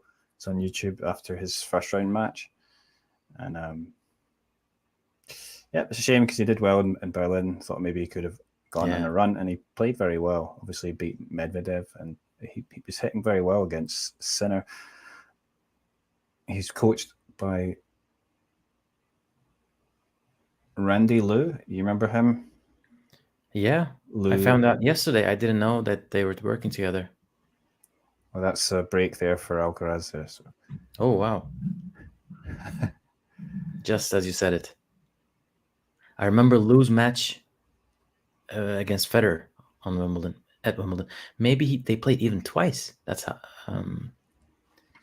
Yeah, Liu also got to the quarterfinals at Wimbledon, and he beat Roddick the year after Roddick lost in that crazy final against Federer that went to such a win. So yeah, to beat him then, that was quite a big upset. And then Liu knows what he's doing on grass. Yeah, so that's what Zhang was saying, that he's given him the tips to succeed on grass. But they were asking, so what has he been telling you? And he's like, it's a secret. Do you know if it was like for the grass season, or are they working full time together? I think maybe they're just working. That's a good question. I think they're just working together. I know that Randy Liu was also working with Wu Yibing for a while, but Wu's also, I don't know what's happened to him, but he's got some issues, so he's been out for a long time. And I thought he would be the first Chinese player to just dragged wide there for Tiafoe. He had a good chance. He opened up the court there, but yeah. So yeah, I don't know what happened to him. He's had some physical issues, but yeah, Randy Liu. The fun trivia for what was it? Yeah, Randy Liu. He knocked Andy Murray out of the Olympics in 2008 in the first round. So those are good wins. Yeah.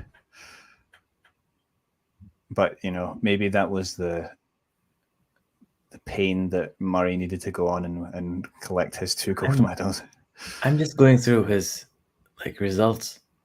He played challengers all the way up to the Olympics and beat Murray there. It's crazy. Just a month before Murray made it to the finals at the US Open.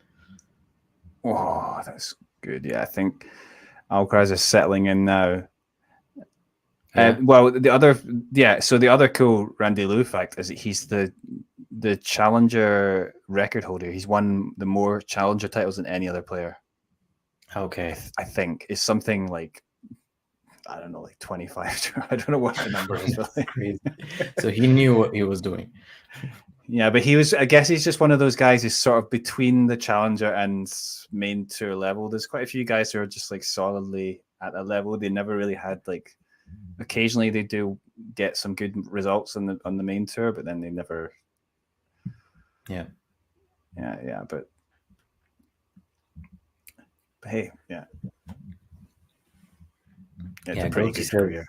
I think Roger needs to get Zhang in Laver Cup. Too many Americans. He would be fun. And Wu would have been good as well because he did that UTS stuff. And he won the title. Yeah, there. That's obviously an exhibition, but yeah, Labour Cup's kind of.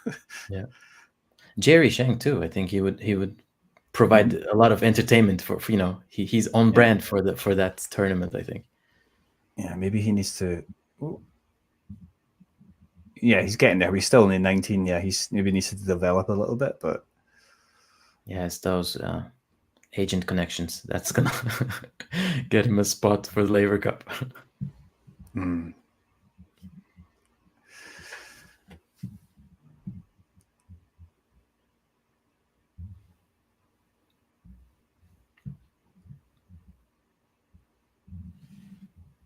Oh. Yeah, it's just like 1 minute you think, oh, Alcaraz, this is it. He's locked in, and then like he'll just like hit a forehand long, and you're like suddenly he's under pressure again. Yeah, well, it was a little bit forced, but yeah. Yeah, I mean, he shouldn't have made the error that big. Yeah.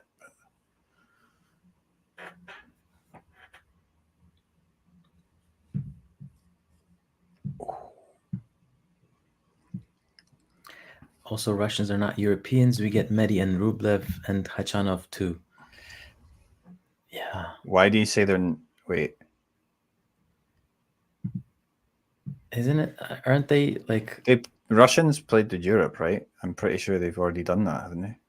Yeah. I mean, I think OC's saying they shouldn't play for Europe. But, I mean, they're part of Tennis Europe and... Yeah, west of those mountains. I guess it's Europe. I mean, yeah, Moscow's in Europe, right?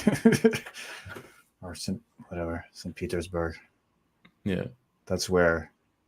Who was it that played for? Did Medvedev play? I can't remember actually. Who played for Team World? The Russians. They all played for Team Europe. Medvedev, Rublev, I think. Okay, yeah, they all have. Okay. I don't remember Khachanov. Shang. I mean, I guess in China, people are talking about Shang a lot, but I think at the moment it's Zhang getting all of the attention because he's actually the one making history in terms of like he's the first Chinese man to be seeded at a slam, first to get in the top 50, and he hasn't won an ATP title yet, though.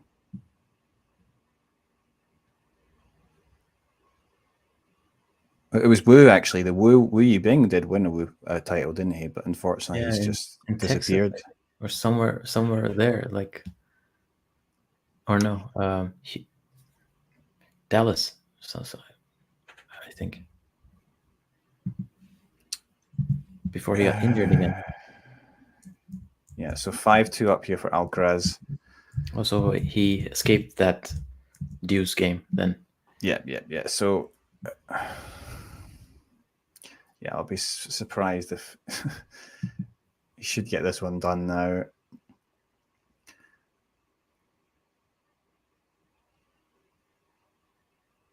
Yeah, what a shame for Wu. I don't know if he's actually injured, but because he had some sort of trouble when it was during the, like, where was it, Wimbledon, or he just had to retire, was it, or he had some issues, and it was something like, do you remember when yeah, he had like a blood pressure issue or something like that. Ogier Aliassime, and when he was younger, he had the thing where he would have like the arrhythmia or something, or some issue, but so he had something like, I don't know if it's to do with that. I don't know what his, or if he's got another injury, but yeah, it's a shame because he already lost maybe 2 years without being injured because of COVID, I think, because he couldn't travel. Right. That's how I remember it. It's not even Right. clear so much, but yeah, I mean, that was because of the quarantines and stuff. Yeah, so some players, I think because even the Australians, like, they couldn't really just travel back that easily, so they had to just kind of stay outside for like a whole year and find somewhere to find a base, right? But I guess some guys, it just wasn't very practical or easy for them to do it. So yeah, that's like, well, we've got 30 all here. We'll see if Alcaraz can actually double break, or well, no, it would be no. It's 30 all, so yeah, he'd be going for the double break. Yeah, so if he, and then he could start the third set serving, so that would be good for him. Baku is literally 2,000 kilometers Istanbul. Why isn't Turkey in the Euros? It is. We're in the quarters. We're in quarterfinals. We're playing Saturday. I'm actually on Asia right now as we speak, but I'm like 6 kilometers away from Europe. Oh. Okay, we've got a break point here. Sorry, a set point for Alcaraz, but it is also a break point. Okay. Tiafoe was being helped up there by Alcaraz. He slipped, and it was a fun little point, but yeah. So Turkey goes through. It's technically Europe and Asia, right? Isn't it? Yeah. 10% of the land is in Europe, and then 90% is in Asia. It depends on what you need to say you're from that part. That's like Kazakhstan as well. Yeah. But Kazakhstan is huge, though. Yeah, they're huge.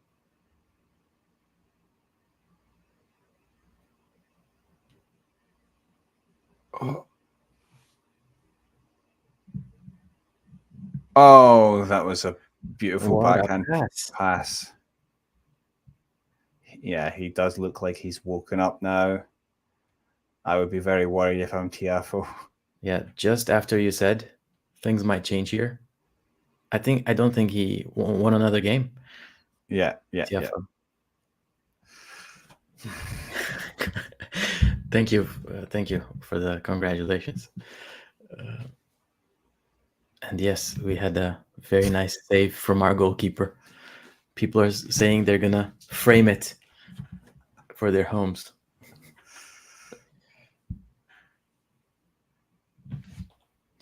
Medvedev broke Struff in the first return game. He was in a lot of trouble against Müller. Did you see that match? You're talking about Medvedev? Medvedev Müller, yeah. I did see a bit of it, yeah. Yeah, Müller wouldn't let that match go. He was that was a good match, actually, because he was up 3-love, wasn't he, in the second set? Yeah, I think so. Yeah, even in that third set, it was looking difficult for Medvedev, but yeah, he came through in the end. But yeah, I probably expect him to get through against Struff, but let's see. Yeah, he has a very healthy 6-2 head-to-head against him. So he likes playing Struff, I think. Struff, and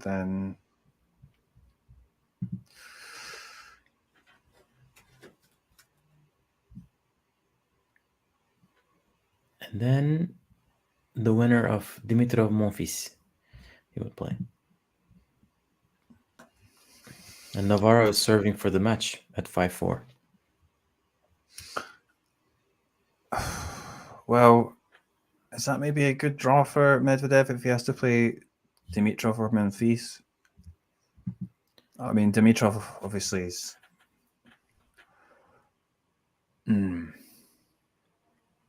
I mean, he should be able to, win comfortably against both of them, but on grass, you never know with him.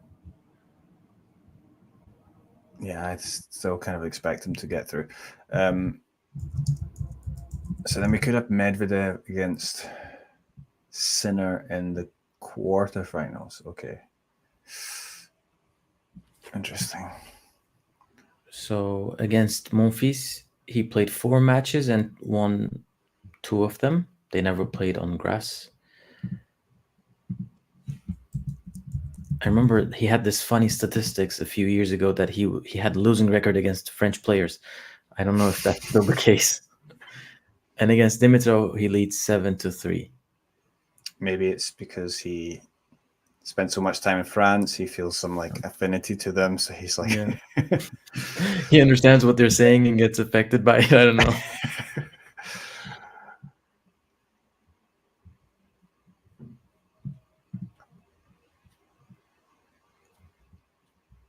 Against Struff is fine. It's 3-0.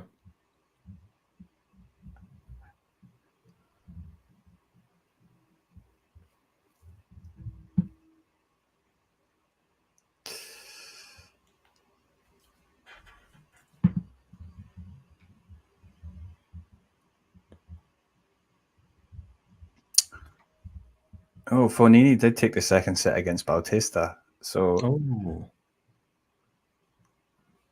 interesting. Yeah, the point Matthew was telling us could have been the turning point. Yeah. Of course, that could have been a match 10 years ago. Definitely. Yeah. Oh. Wow, okay. Tiafoe has a break point, a little backhand down the line, went past Alcaraz, so Navarro won, by the way, against Schneider. So she will face, I think, Kokogov or Sonai Kartal in the 4th round. Sonai Kartal, she's having a great. I mean, I can't remember what I did predict her to get a couple of wins on the bracket. I just saw a funny video of her playing Rema Raducanu when they were like 9. Yeah. You see that one? Yeah. I was pretty impressed, actually. I was like, oh, that's really good. Yeah. Yeah. I was expecting her to do this 2 years ago. I remember very vividly that she was slated to face Swiatek in the 2nd round if she had won that 1st round match, because she had won a lot of ITF matches that year. But then she kind of went away. She didn't keep that level. Did she not have some injury or something? Maybe she could have. She must have heard that somewhere. But she was playing really well, and then she went down in ranking so much that she only could get a wild card for qualifying, I think. But yeah, she's won 5 matches in a row.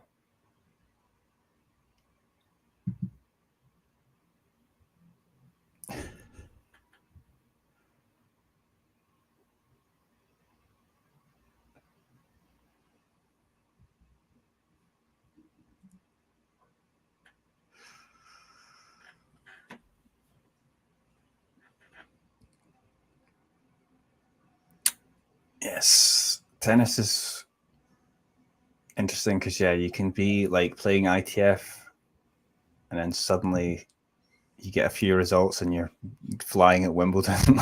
Yeah, exactly. By the way, Medvedev just won a Wii tennis type, volley point to go up double break 4-0. Oh. Well, where is it? I can't get the score up. Where's Medvedev? Oh yeah, 4-love, right? Okay. I just got Ghosty's what he's talking about. Tsitsipas brothers lost to the Argentinian 11th seeds. I forgot that doubles existed for a moment. I just realized because it's on the screen. Baez and Brown won their match against the 13th seeds. So it's a great result. I hope they win the whole thing. That they're such a team. We talked about Zhang earlier. They won against Behar and Pavlashek, so I don't think they're playing today though. Who's his partner? Zhang plays with Thomas Makac. Oh, okay, yeah. They played a few times, right? Yeah, they've been really good because they got to quarters at French Open and then the semifinals in Australia. So yeah, they're just keeping that going, which makes sense. ATP finals like this.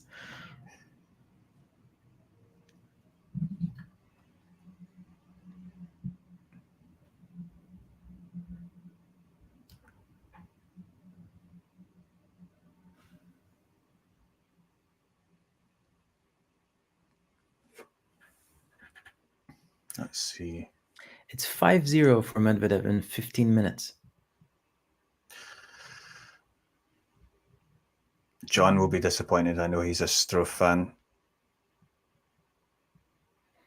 Also, Mahac and Zhang are 12th in the race. Okay. So it's not that far off the finals. Yeah, if they get a good run here, yeah, absolutely, it can be in with a run. And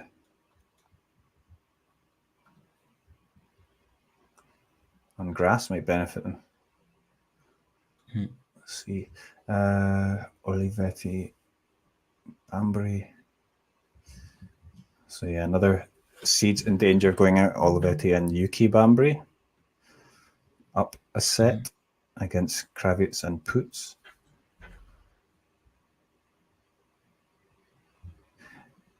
Oh.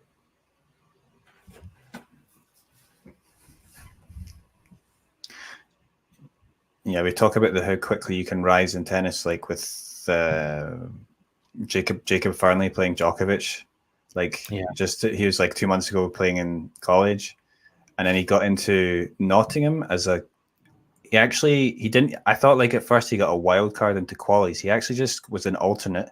So he got as an alternate into qualies and then won the tournament, and that got him a wild card into Wimbledon, and then.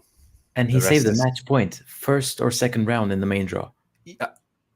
I think it was actually in qualies. He was like, so he in qualies? He almost lost it in the first qualies match, but then after that he did really well. He like 1 point. 1 point, and he's playing against Djokovic on center court. Then... yeah, that's his crazy. Wow, crazy. Yeah. I'd never heard of him. I guess like 99% of people before. I'd only heard them because. So it was. I don't know if he had another match like this, but in the round of 16, he saved. Oh. I know it was Job who saved it. I don't get it. No, you're right. It was the first match of the qualifying. He won in a final set tiebreak. Yeah, I actually watched quite a few matches in that challenger, and that match against Job was really good. But then it actually could have, Farnley could have finished it in straight sets because he actually slipped when he had match point. He just slipped on the grass, and then Job ended up winning that ridiculous tiebreak. And then you thought like, oh dear, it's going to turn around here. But then he still closed it out. So, but yeah. It's just like, it seems like the standard is very high. Some of the guys coming from the US college, it seems like, and it seems to be becoming more like a popular route, I think, for, because quite a few Brits have gone into that system now. Yeah, I think there has been a lot of success in the past 10, 15 years. I always thought it was Americans at first, and then I discover, of course, there's experts who follow a lot of college tennis. I started following them on Twitter to find out that there's a lot of South Americans who do very well, like Germans. A lot of from different countries in Europe, they do well in college tennis, like in the NCAA championships, all that stuff. And then if you get any ESPN tweet, anything like that, they talk about them in their college, names, which is very unlike tennis. Yeah, there was I have a clip from there was ITF, small ITF men's event, like a 25K played in here in Korea. And it was who was it? Yeah, it was a Japanese player against Australian. But I was like, when I saw them play, I was like, these guys seem really good. But then I realized they're attending the US college system. So like, I think, yeah, because you just look at their ranking and then you think they can't be that good. But then you realize, like, actually they're just playing sometimes, and they're just still playing in the college. And yeah, that's right. So like, probably when they eventually join, they're going to be, at least good challenger players. But now they have the system where they get the wild cards. If you finish the top 10 or 20 in the college system, then you can get wild cards into the like Challenger 75. So, I mean, why not? It probably. Yeah, it's merit based. Sounds good. Yeah. It encourages them to do well. Yeah, I think Ben Shelton also did gave a good name for that route. Yeah, Cameron Norrie went to the same university as Fernley. So Fernley, yeah. So, and there's a couple of other Brits come through that. I mean, not all of them will be as good as Ben Shelton or Norrie in terms of success, but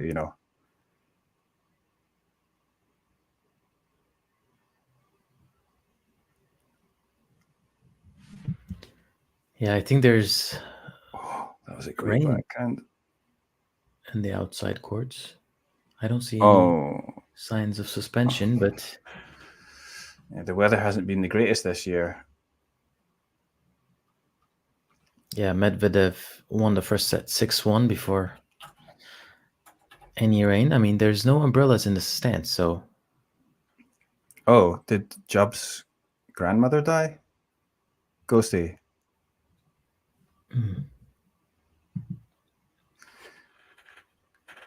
I have no idea. I think it's because I think like Paul Job has. Oh yeah, Job, did he go to? I think he came to US college as well, Paul Job. So yeah, that's another example. I think because his parents died when he was very young, so he was orphaned, so he's brought up by his grandmother. So I guess that's what he's. I have no idea. Yeah, there was.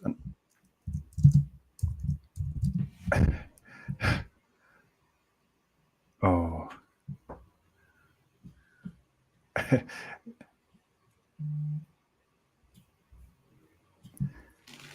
Yeah, we're not talking about the match enough.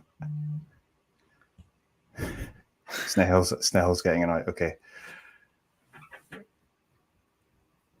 Well, we've got a break point here.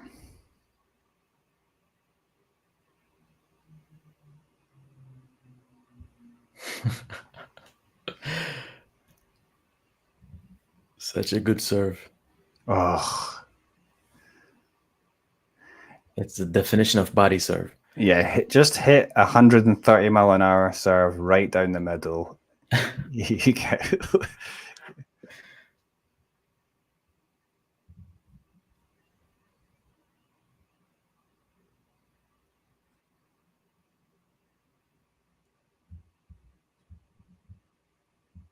I think it's what's Alcaraz's actual height? It's not always right on these actually. Yeah. I always check the pre-match photos just to get a feeling of how they are compared to others. I feel like he serves sometimes in terms of pace is very big because he's not quite as tall as. I would say he's the same with like Federer and Nadal, around same height. Right. But I'm not sure. Right. Yeah.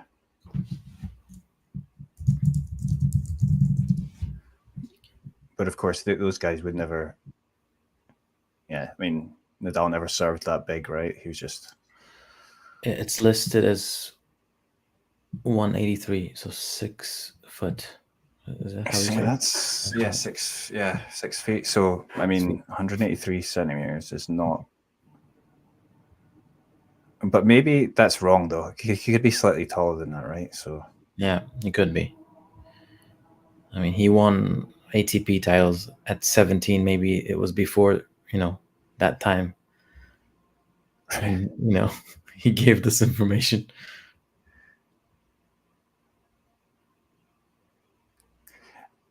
I mean, they used to have. Do they still do it? I don't think they do any. They used to have weight as like on the category of. Do they not? Like I think they don't do it anymore on WTA, but ATP still has it. I see it. But you think it's like, well, it's going to change throughout their careers, right? So it just seems strange to me. And weight, why is it relevant anyway? Height, I understand, but yeah, I mean, we can kind of see anyway whether they're bigger or not, but.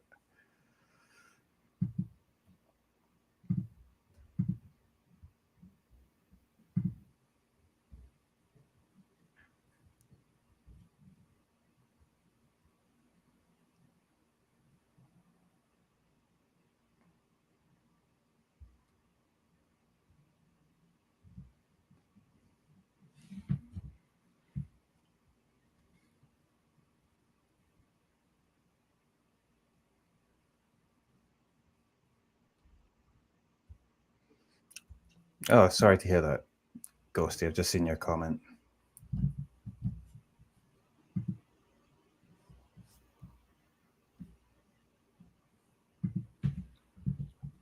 Oh, wait. So the match that he lost from 2 sets, he was 2 sets up, right? Yeah, he was against Sablefield. Damn.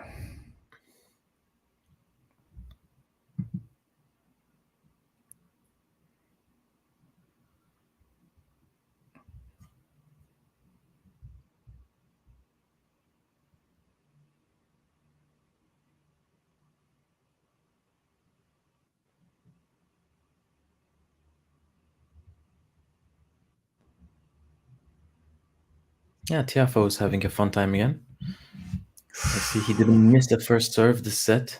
He won all of his 8 first serves, 2 love games.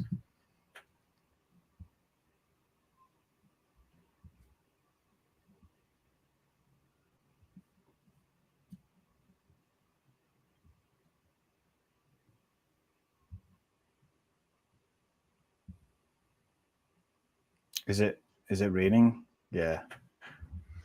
No, the outside courts are still playing. Oh, it just looks miserable. I mean, it's they just showed where people are just walking in between courts and it looked so windy. I don't know. Like in these ones that I have on screen, it doesn't look as windy, but outside it's like rain is coming. Yeah, it was windy yesterday. Although it didn't. That did rain, didn't it? Yeah, it did, I think, yeah.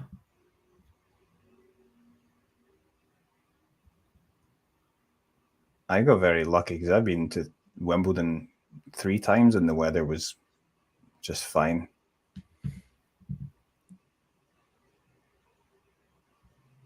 That was a nice second serve from Alcaraz, avoiding a love 30. I went last year opening day.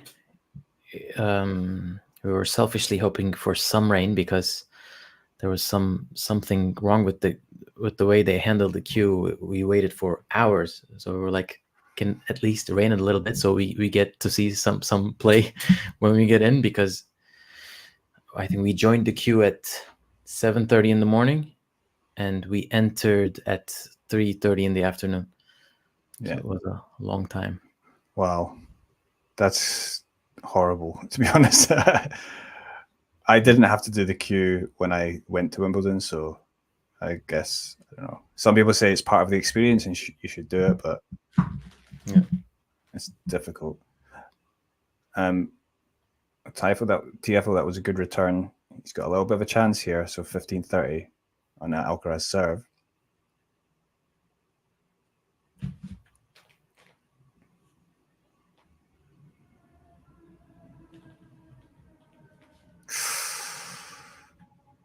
Yeah. Yeah, that was a great backhand cross court from Alcaraz. Yeah, and Tiafoe's trying to slice it, but it was just too hard, I think. Yeah, it didn't bounce that much.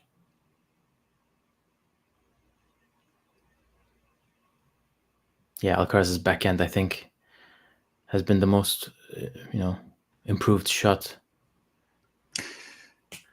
Yeah. At least for him.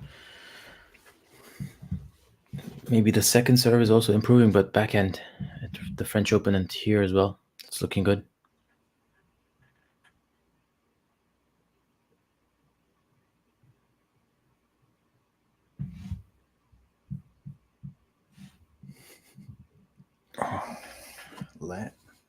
Yeah, my train is arriving every 5 minutes. Go see.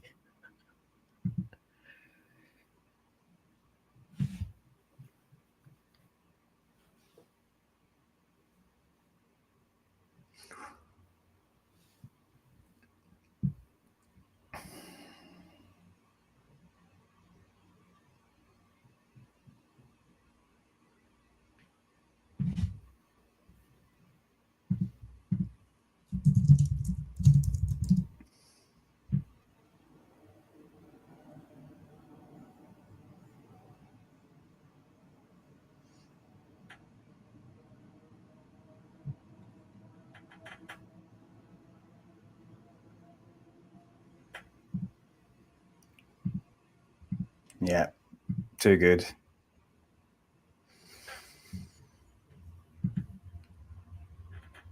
The one thing, though, that I know that because people complain and it is kind of annoying, but at least with the way that the Wimbledon do the ballot and then they do the queue, is that like you actually get the tickets at somewhat a reasonable price. Because like, yeah, I mean, yeah, because I'm going to the US Open this year for the first time, and yeah, it's if you don't snap up those tickets when they become available, then obviously they're just all resales and the price goes up pretty quickly. Yeah. I've heard I don't know if maybe someone else can give me tips for buying US Open tickets. Some people say you should just wait like the day before. Okay. Because people just, they have to sell the tickets and then but. Yeah, I had the best experience with Wimbledon, despite the queue. The queue is an entertainment, by itself. But French Open, it's become incredibly difficult to get tickets on opening day. Now, Really? I think so many thousands of, I don't know what bots are joining the queue. Right. I think this year it was 500 or 600,000 people waiting. I went to Melbourne to the Australian Open, and actually that wasn't too bad. I found that quite simple. So it didn't seem to be so crazy. This was 2020, just before COVID kicked off.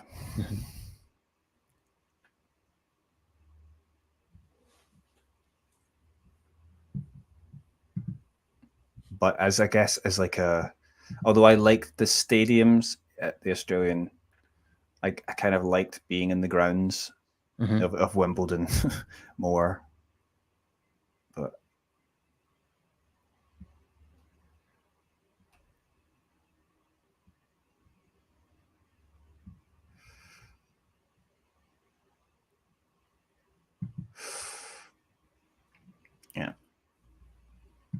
Yeah, Tiafoe started with an ace, but that forehand error, that's the first point he lost on serve this set.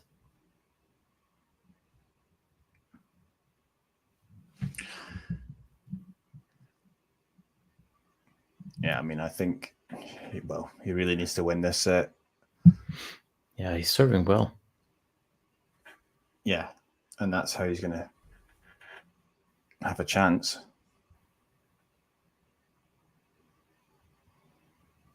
Oh, he won the 2020 ATP Arthur Ashe Humanitarian Award for outstanding humanitarian contributions. That was Francis Tiafoe. What was it? Some charitable stuff, I guess. I think he was very vocal, and I think he did stuff for Black Lives Matter. I remember that, definitely. maybe Okay, he did more than just what I saw. That was a great forehand.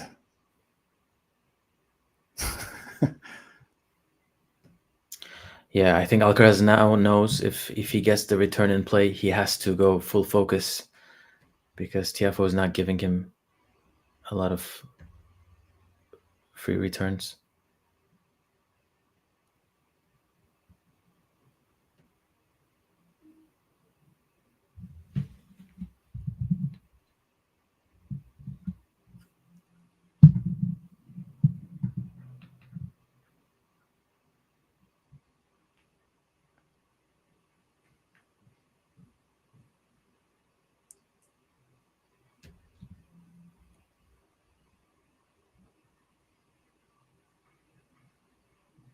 Oh, yeah, he went for too much with the return on second serve, Alcaraz.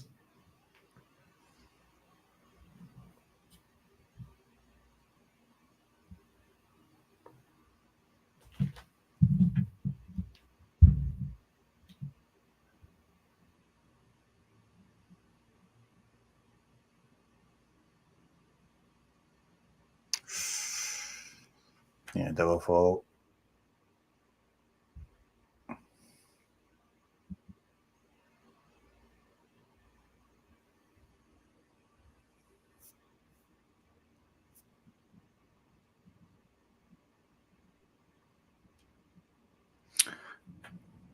Jane, I managed to get, I think, the early round tickets after the Amex, but at the start of the normal resale. The normal general sale.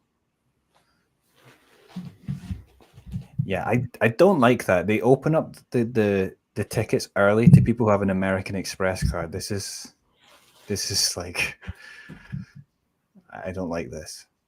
It should just be open to anyone.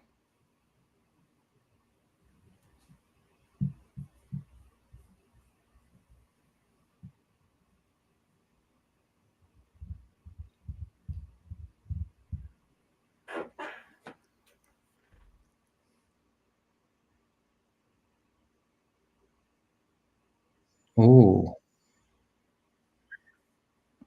Yeah. Alcaraz is frustrated. Wow, yeah. Yeah, 2 second serve returns missed, and he made that forehand unforced error. That was a poor return game in the second half of the service game, I think, for him. Yeah, that was, well, he knows that he's annoyed because he might not get many chances right until goes to a tie break. But yeah, Jane, I actually, it was like whenever it was like 10 a.m. they open the tickets, then you log right on and immediately there's like hundreds or maybe 1,000 in the queue or more, right? Yeah, there's probably someone like operating like 20 computers with bots or something.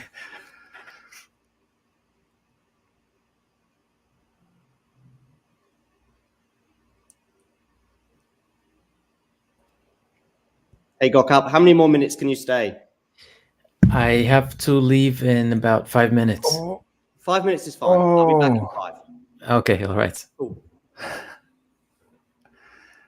Yeah. That was a crazy point. Yeah, even too much for Alcaraz in the end, but yeah, Tiafoe was ready for everything. He knew everything was going to come back. He got in position very early for each shot. Yeah, this is what he wants to play. Yeah, he likes this. He likes this.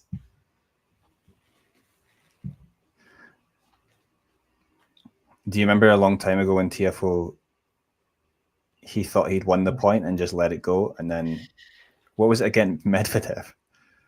Oh yes. Yeah, oh no! Sorry, Alcaraz just put that. Yeah, his head is. Yeah, the concentration has gone down a bit for Alcaraz. That was a very poor miss. Yeah, a little forehand, long, sliced it, and then. I remember that point though. I think he started celebrating too soon. It was in DC, I think. Before it was over, and then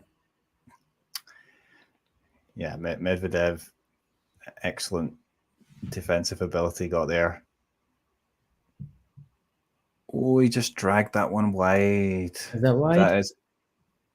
Yeah, it was called out, but he's going to challenge it. Maybe he could have clipped it, but I think it maybe sort of just turned at the last second. But oh, that's close though.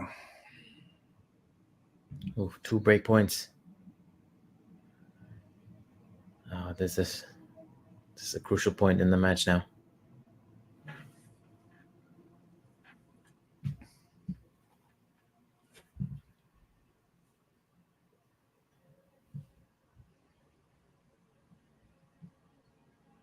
Damn.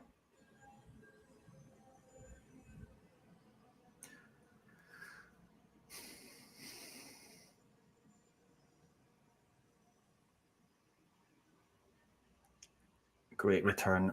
Oh, but he gets it back. Oh, he plays it over his head, but will Alcaraz get there? He's going to play the lob through the legs, and Tiafoe takes the point. Crazy point. Like it was like a competition of who's going to get cuter, trying to get, Right.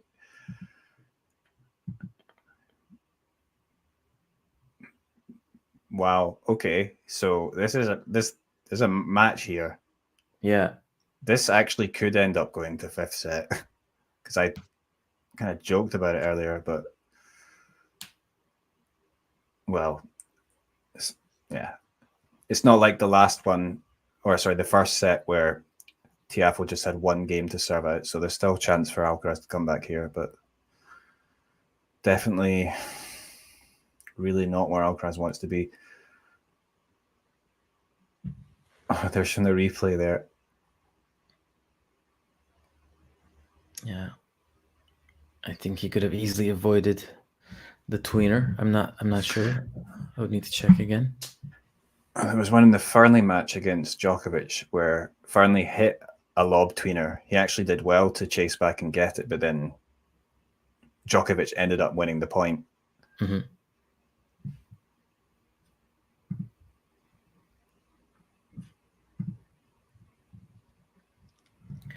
Okay, Tiafoe needs to continue serving well here. Thanks for the contribution, Ghosty.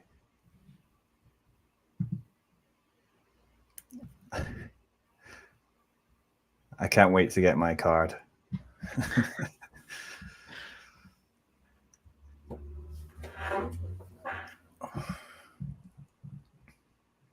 Yeah, Tiafoe is yet to lose a point on first serve this set.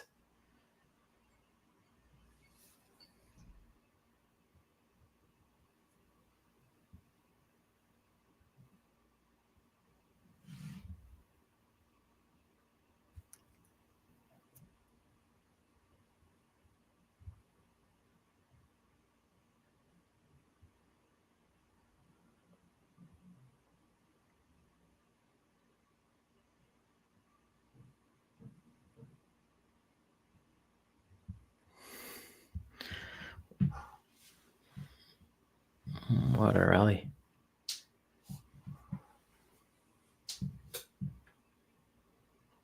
That was well done from Tiafoe. Yeah. He found that angle cross court. Yeah, Alcaraz played it a bit too safe. Mm. And then he went for the extra difficult shot at the end, which he missed. Good running from Tiafoe.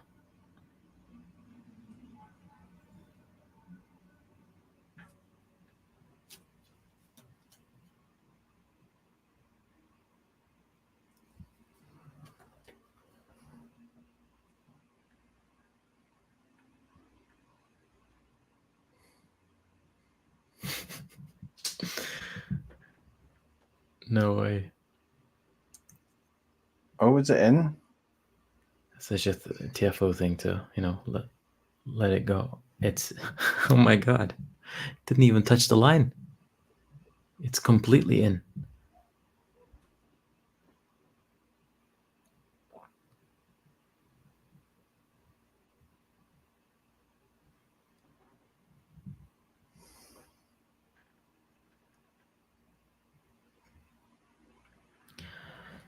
And that serve was not close to the lines at all. It was fast, but it went just into the hitting zone of Alcaraz's forehand.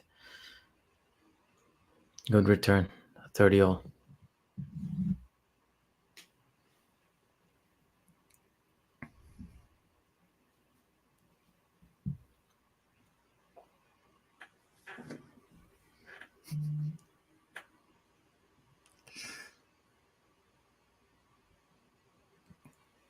Good first serve. Backhand cross court. He's going to finish it off the net. Oh. Tiafoe is there. Yeah, very clean volley.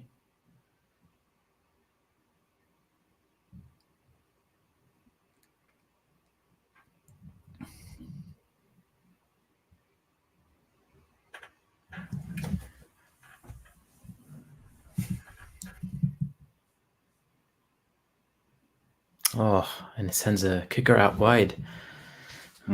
Variety on the serve too from Tiafoe.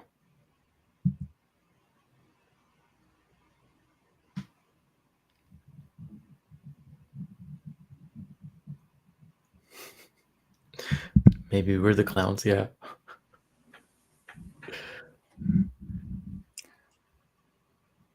Well, this is crunch time now. I think Alcaraz is getting a little bit annoyed, right? But yeah, I think he's been like that since him, that return game at 3-all.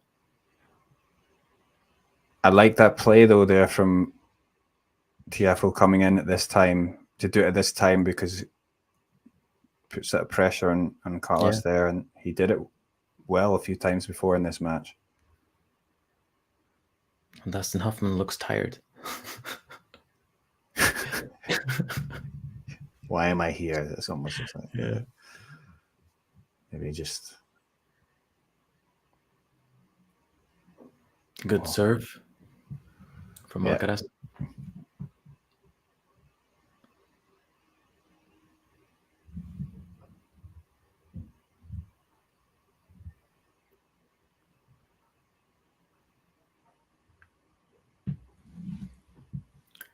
I think I'll need to leave when this game finishes. All right.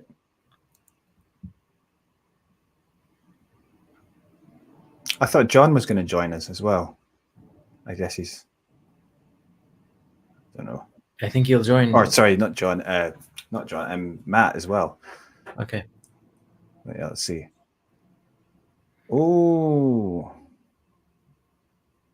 Nice return from Tiafoe. And that's, I think, the first time I've seen Alcaraz shank since Roland Garros.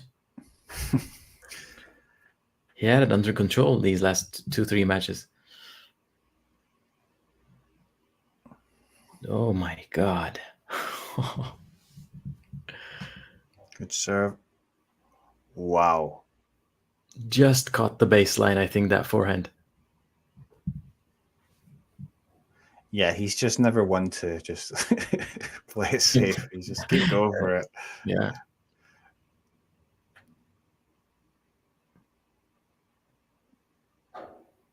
$30-all.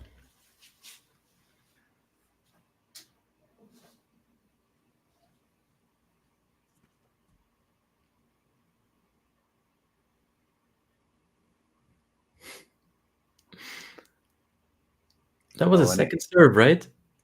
Yeah. Ace out wide, 107 miles per hour, which is,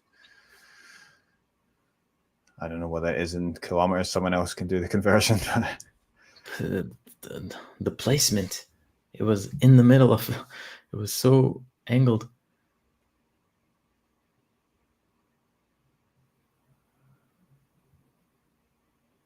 Oh. Oh. Oh. He can't pick that one up. I mean, it wasn't a bad return, but you felt like Alcaraz should have picked that one up over the net. And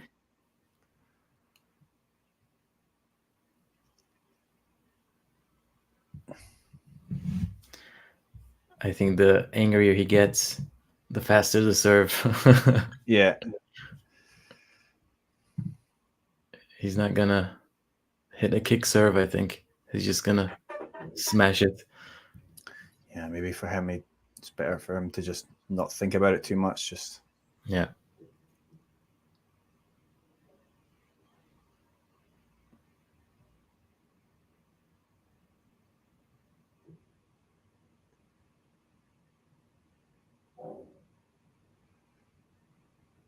Yeah.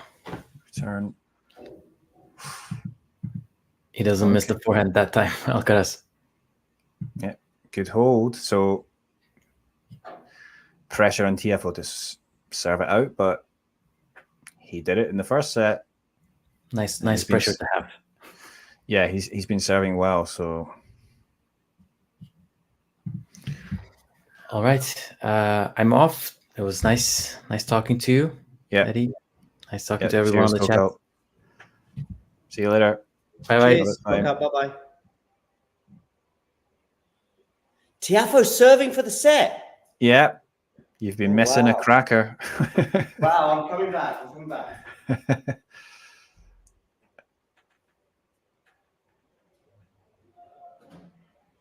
And Bautista Agut is serving for the third set, which would put him. Oh, sorry, no, he's not serving yet. He's he's going to serve to make it 6-5. That's Bautista Agut against Fognini.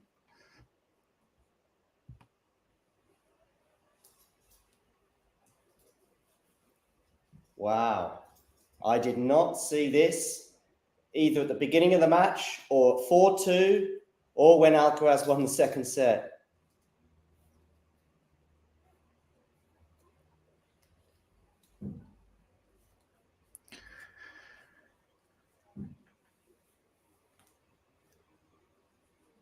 I mean, I suppose you could say he's inexperienced as a grass courter, but yeah, he has won Queens and Wimbledon.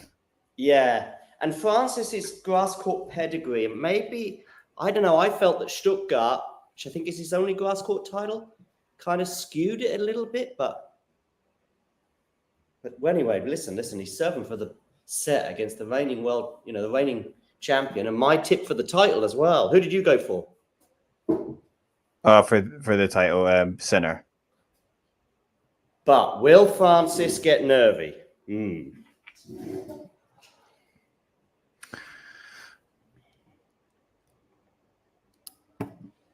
That was a lovely backhand down the line, though. I mean, that was definitely no signs of nerves there. I mean, he had time, but...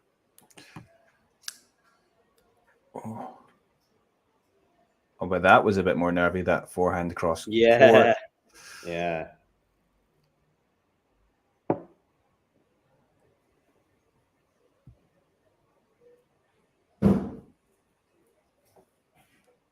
So... Good first serve. What a turn. Oh, that was an excellent point played by Alcaraz. Yeah.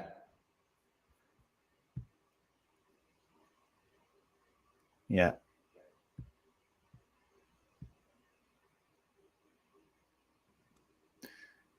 Pressure.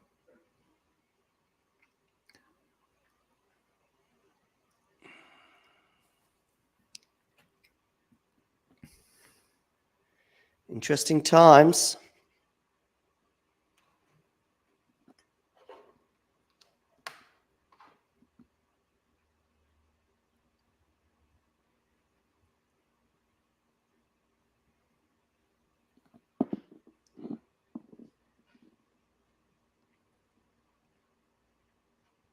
Oh.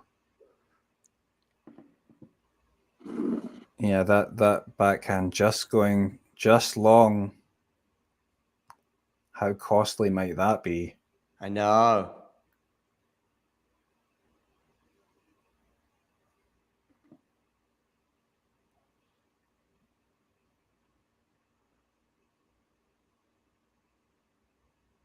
Set point.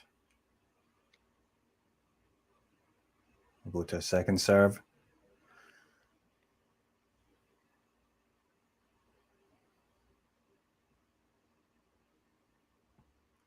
Oh, that was wild from Tiafoe. I know. He's got to be feeling it. I mean, it'd be only natural. Yeah. Kazakhina Badosa match, by the way, looks a bit crazy. Badosa's just broken back. Oh, I haven't checked that for a while. No, I'm just seeing a comment in the chat and then looking at the scoreboard. Okay, that's on the third set.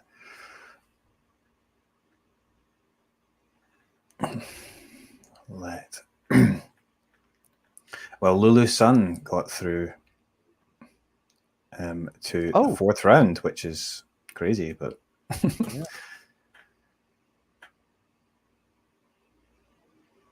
What a serve there from Tiafoe down the middle. Mm-hmm. That confidence is there.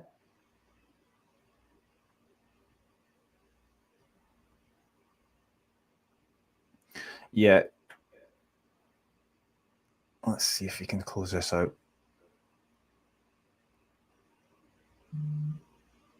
What a serve. Backhand cross court, and it goes wide from Alcaraz. So we're going into a fourth. So if Alcaraz is gonna still have a chance of retaining his title, he's gonna have to do this in 5. Yeah, and I wouldn't be surprised if it does go to 5. To be honest, no, exactly. Yeah, that's my feeling. And that he's still gonna win it, but that's what happened in New York. I think Tiafoe was up 2-1. I think. Yeah. So yeah, I didn't think it would come against Tiafoe, but I did think that actually Alcaraz could run into trouble even before facing center. Okay. And I thought maybe that would come against Tommy Paul. I mean, they could still play each other if he gets through this one, but Tommy Paul came through his match very quickly against Bublik, right? So he won his straight sets, which he probably needed. And yeah, but even so, yeah, Tommy Paul still has to get through in their match. It's looking quite far ahead, but yeah, this is getting really interesting. I'm not really sure. Yeah, probably. I would say that Tiafoe probably needs to win it in 4. Yeah, especially don't forget Alcaraz's 5-set record. Right, exactly. 11-1, I think. He's just a big time player. And Nakashima, I just seen won the 3rd set, and they're in a 4th, so he's staying alive against Umber. Oh, Fognini's actually broke and going to take the 3rd set against Bautista. He's going to go 2-1 up. Well, he has a set point.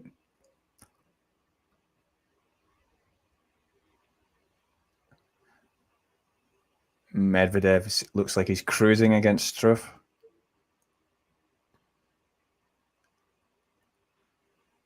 And what's going on? Oh, yeah.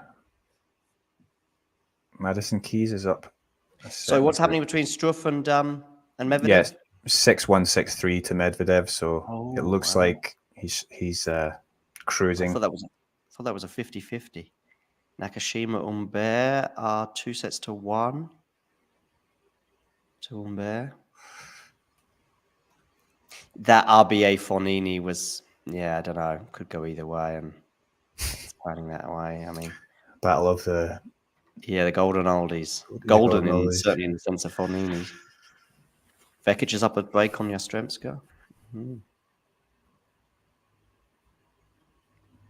So here we go, Alcaraz.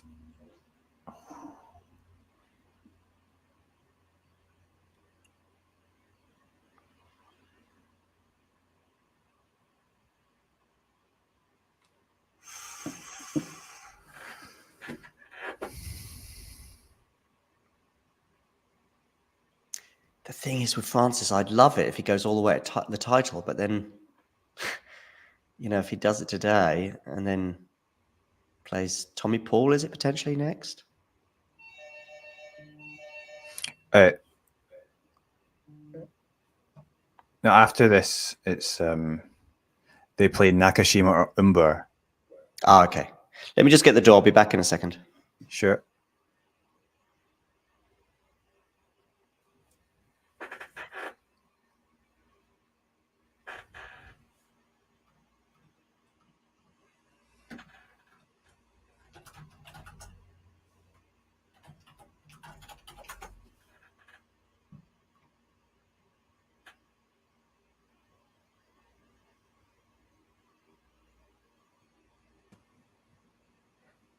Keen, I rate both on Tiafoe's forehand and backhand. It's just sometimes under pressure that it's a bit shaky.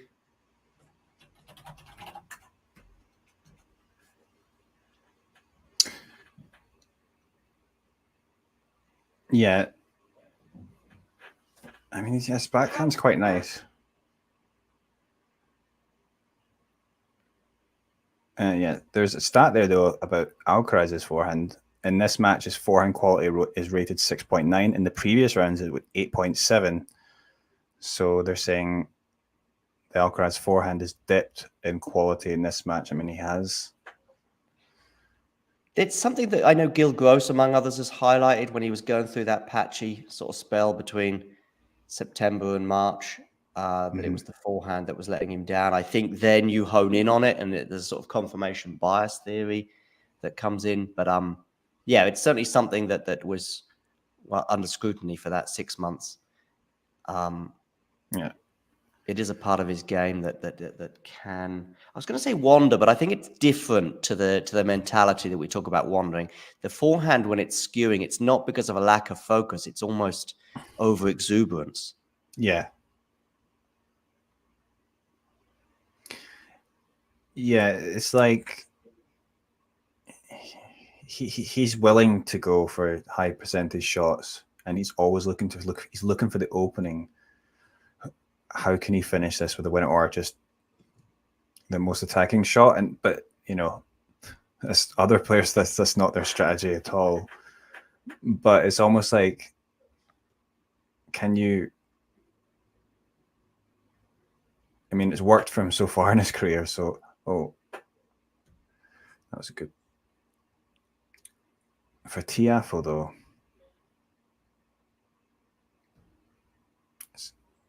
Oh. Yeah, Alcaraz looks annoyed.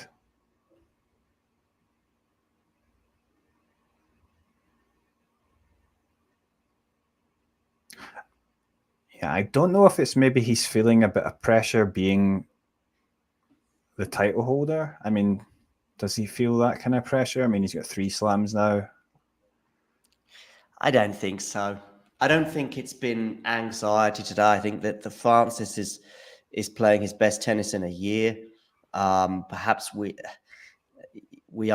underestimated Francis's 2 wins that he had before today. I think Carlos has dipped a little bit, which is all it takes, I guess, if Francis is on form. But I don't think it's been pressure. Just a little bit, maybe, of complacency at 4-2 in the first set. And the problem is when you lose that momentum and that advantage, then things become tense and it gets difficult to wrestle back. Whether it's an individual sport or a team sport, you know, it's like you're 2 goals up in football. You sort of snooze a little bit, and suddenly it's 2-2, and then it's difficult to get that momentum back that you had at 2-0. You know, you almost miss chances when you've got the advantage, but you don't care because you've got the advantage and you think more are going to come along. And before you know it, you've lost your first set and you're in a dogfight. But we're still making Carlos slight favourite at the moment, right? I mean, a break for Francis changes everything, but... Yeah. Yeah. Yeah, so, yeah, because we were talking before about, it's just obviously Francis has had a terrible year, but you know, compared to last year, the year before, but like just maybe coming through that match from 2 sets down in the first round, it was against Arnaldi, and then he came through in straight sets in the second round. So who was it he beat in the second round? Was it Coric? Yeah. So yeah, you see, those 2 results didn't feel like year changing. They feel like Borna Coric is in a worse hole than Francis, and on this surface that I only see Francis winning that, no matter how bad Francis's hole is. 5 sets against Arnaldi, it's a great win given the situation, but they don't fill me with, okay, now he's going to go toe-to-toe with Carlos. But here we are. No, but I think it's more just maybe from a personal sort of feeling for himself, like that he's getting that winning feeling. But yeah, I mean, because you think about it, he won 6 consecutive sets because he came from 2 sets down in that first one. So, yeah, I mean, maybe just, and obviously coming into this match, you just the occasion and just maybe, he doesn't have pressure on him, and he can sort of enjoy the kind of tennis that he's, he can be quite playful when he's playing against Alcaraz. It's kind of match that just on their game styles, but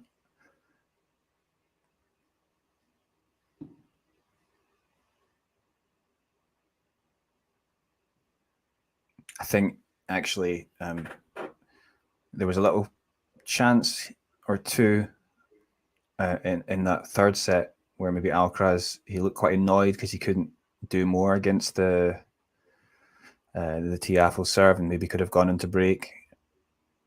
It wasn't this disengaged comment from Matthew, and yeah, we sort of touched on it a little bit, didn't we, in the first set, and I touched on it again, or not in the first set, I forget when it was now, an hour or so ago. And we've sort of touched on it again. I don't see it as a post-RG hangover, but the two results, of course, losing to Jack Draper in straight sets at Queens, and then if he was to lose today, that would be sort of 2 losses out of, I think he had 1 win at Queens, I'm going to say, and then he's had 2 here, so it's 3 and 2. But from love 30, by the way, and he holds serve here and he goes on to win the match, that, who knows, this might be a mini turning point. I think people will screenshot it because people are so desperate to screenshot. He won this match from here. And it might just be that might just be the moment when they go love 30, potentially losing his serve and then going on to win the match. And as I say, serving first, 2-1 up, he is still the favourite in this match, despite the way we're talking. Dimitrov, by the way, is up a set and a break on Monfils, much to the chagrin of Kren. Matthew saying that, yeah, he looked a bit disengaged at Queens. Maybe going that one match further. And don't forget, in Queens last year, he had to save a match point, I'm going to say, against Griekspoor, but I can't remember.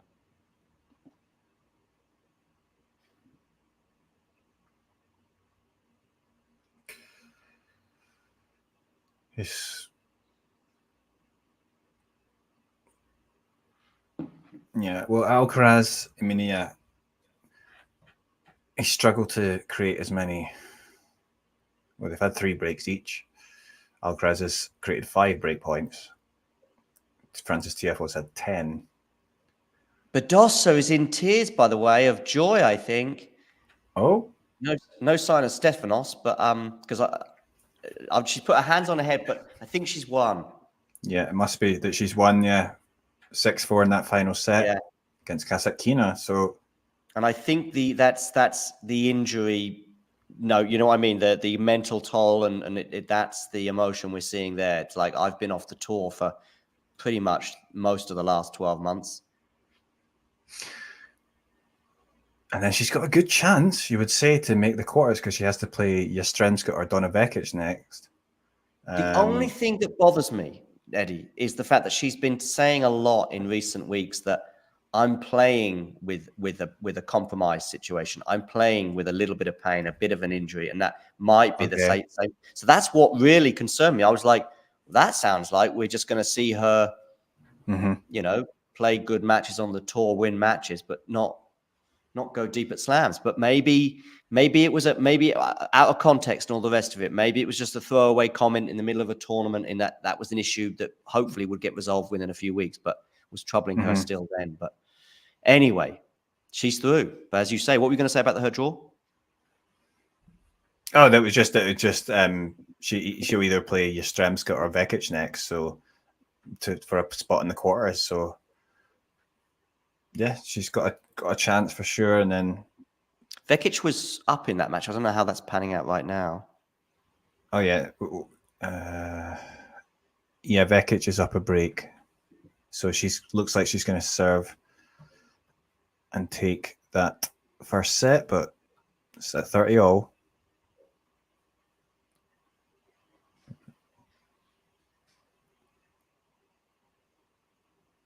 Oh, yeah. Well got by Tiafoe. And It just, yeah.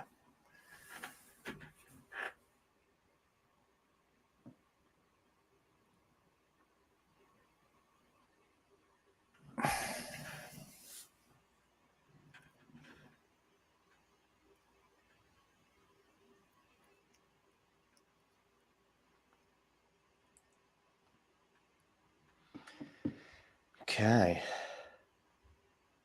So some game points here for Francis. It was a big second serve, but oh, that was a lovely forehand. There was a troubling stat you mentioned to me, or mentioned to our audience in the previous set, about how Francis had, I think, barely lost a point on serve in his first sort of 3 or 4 service games in the previous set. I remember hearing something like he'd lost 1 point all set or something, which is a bit of a concern when you're as good a returner as Alcaraz.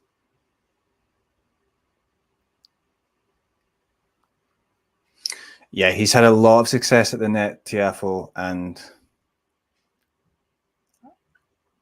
he should be continuing to do that, because, and especially he's had good success coming into the net on Alcaraz's serve.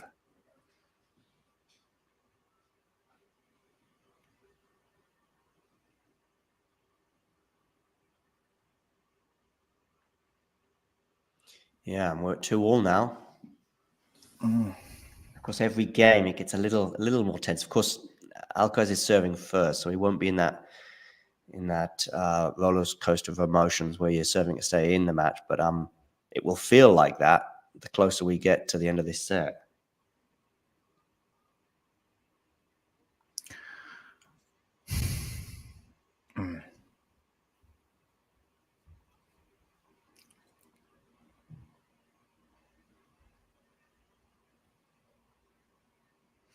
Is Matt not going to join? I thought, but he was maybe going to. He's doing. He's going to do Maria Sakkari at Raducanu. Okay. I don't know how you are in terms of your timing and energy levels. Bearing in mind this has obviously been a bit of an epic in the end. Yeah. Yeah, I think I might have to set out that one, but. Yeah, no worries. Yeah. I think I'm going to get Vanch on board for that one. So it'll be Matt and him. Tom is going to join us in about 10 or 15 minutes. So it'll be you and him sailing the ship home, basically. All right. Okay. You've met Tom before? No, I don't think we haven't been on stream together. Another Scot. Right. Yeah. Yeah.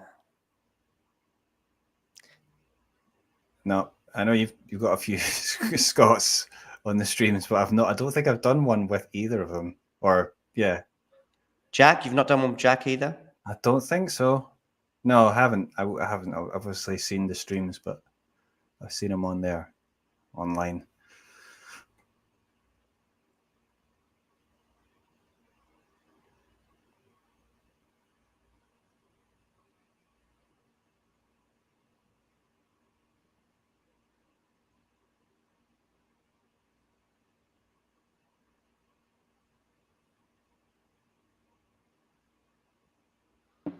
Clive Woodward, who kind of looks the same as he always has. Struff, yeah, 2 sets to love down. Dimitrov close to being. Yeah, go. So Badosa through in 3 sets, was a breakdown in that 3rd set. Epic win for her, especially given the last 12 months of injury issues that she has had. As I said, Dimitrov serving for the 2nd set against Gael Monfils with 1 foot in the 4th round, arguably. Struff is down 2 sets to love to Daniil Medvedev, albeit that they're on serve in the 3rd set. Shapovalov and Shelton just taking to the court. That sounds like could be a bit of a blockbuster, but we'll see.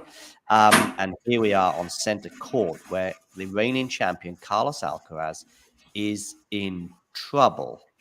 Trouble meaning 2 sets to 1 down on serve in the 4th. And we've got Madison Keys has just knocked out Marta Kostyuk, so her path to the final gets a little clearer. And Vekic and Yastremska. Vekic, I think, was up a break there, but it's now back on serve at 5 games all. The battle of the golden oldies. Goldie in particular when it comes to Fabio, given his hair. Fabio Fognini is leading 2-1, and they are on serve. They're very much like this match on center court. They're on serve in the 4th set. And there you go. You're all up to date with a lot of the singles coverage from SW19. Foe finding more success at the net than Kalichas. That was something that was addressed a little while ago.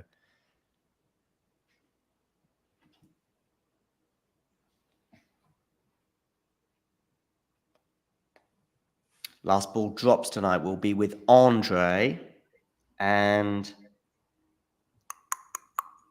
Nick. It's a lovely smash there from Francis Tiafoe. It was super difficult, but really stretching every sinew to get to that one and put it away with aplomb.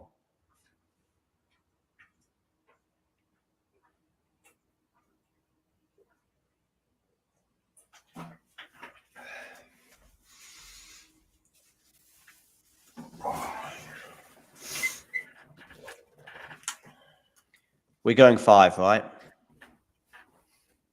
I mean, Francis is doing well on serve still. I don't...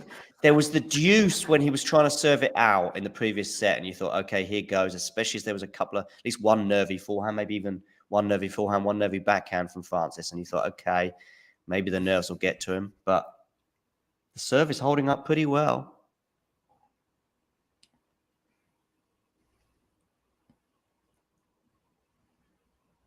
Can you hear me, Eddie? Yeah, I can hear you. You've watched all of this match, whereas I've been in and out since the first set. Yeah, Tiafoe has been serving very well. I think he's certainly been playing better than he has for a long time.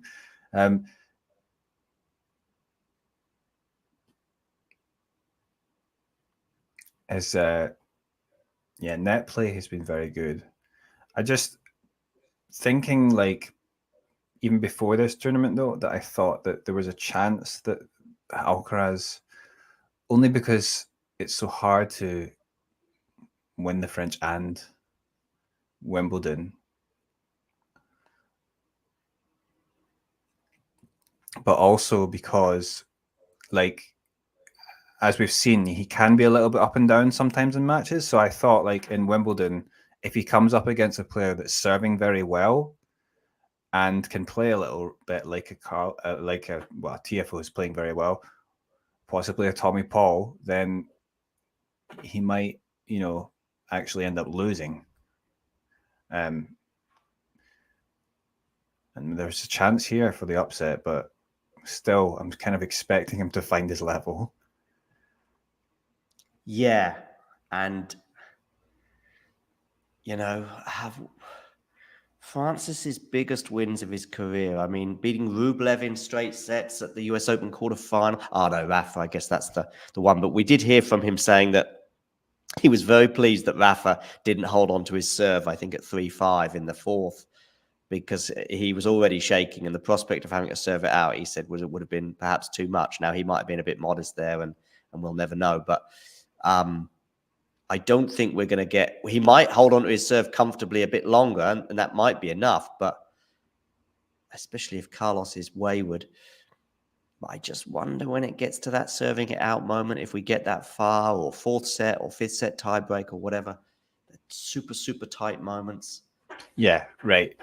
If it comes to a 5th set, I would really expect Carlos to close it out, but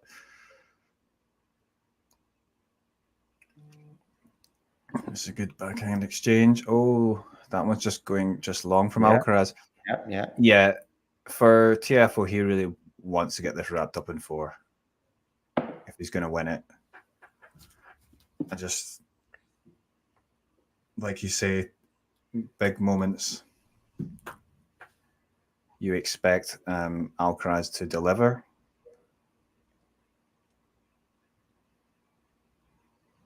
And he's just delivering at the moment. The roof is closed, right? I wonder if one of the players, whether Alcaraz might mention it. I mean, we've not really got an Alcaraz roof thing going at the moment, like we do with certain other players. We haven't got enough, maybe, evidence. I know we've looked at his indoor season, but there's a few things going on there apart from just the roof. You know, form, fitness, and conditions, and also opponents when it comes to Novak, who he lost in the semi-finals to Turin. But even then, he's missed chunks of the indoor season. Certainly the year before, he got injured, I think, in Basel or Vienna. I get those two confused all the time. And he lost in that semi-final to Holger Rune. But, you know, who knows? If he doesn't get injured, maybe he goes on to win that match. And then he missed the ATP finals that year. So we've normally, when there's a roof going on, we go, well, we think this will favour one player or the other. And, well, if Alcaraz loses, then the narrative will build. And I'd be disappointed if nobody asked him about it in the press conference. In fact, I'd be disappointed if nobody asks him about whether he wins or loses.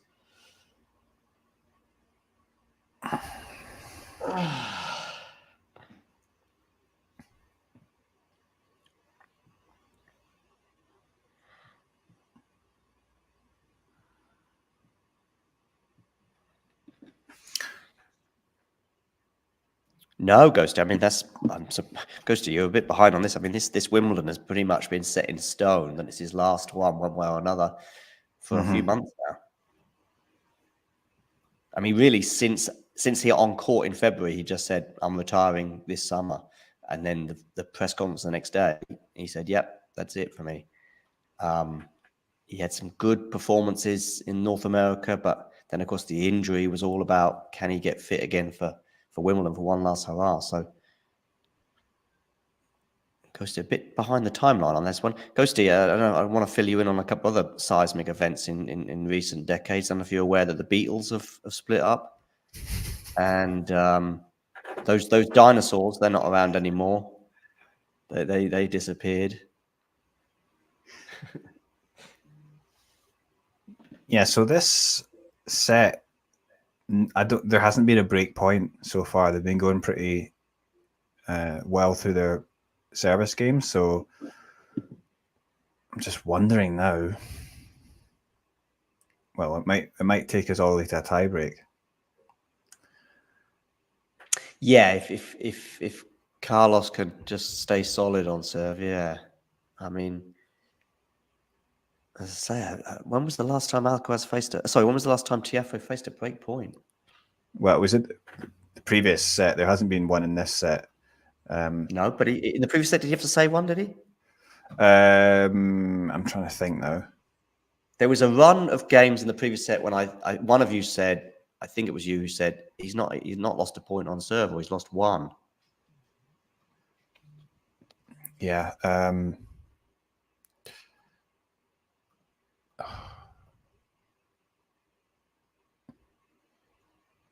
Yeah, there were break points faced, yeah, in the second, in the third set. But yeah, that's right. Yes, Alcaraz was annoyed. Oh, that was actually the very start of the third set. So yeah, it has been a while. Oh. Yes, it was actually the very first game of the third set Alcaraz had, but that's the last time he had a break point on the Tiafoe serve. So yeah, he's been struggling, and this is a long time. And I think there was a run of games when he wasn't getting a point, or if he got one, maybe then he got to juice. Like I say, just at that little tight moment. Oh, I know the double fault. Yeah, 15-all. No. Oh, I'm ahead of you now? No, I'm trying to guess where you are. I know where I'm at 30-15 now, but yeah, it's 30-15. Yeah, it's 30-15. Yeah. Yeah. So that was the forehand error from Alcaraz that he was running across to it, but yeah. Not very good. I've just got a funny feeling about this.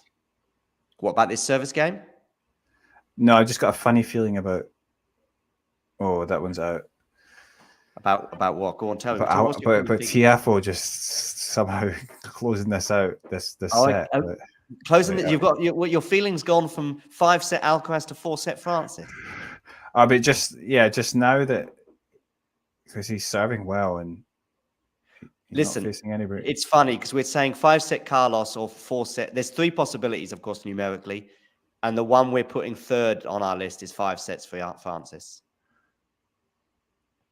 Yeah, 5 sets for Francis is third for sure. It's third, yeah, by some distance, I think. But we've got 30 all here. Can Alcaraz create a break point? There's the net. There's the net play again. There's the net play again. Sorry, I'm slightly ahead of you. Yeah.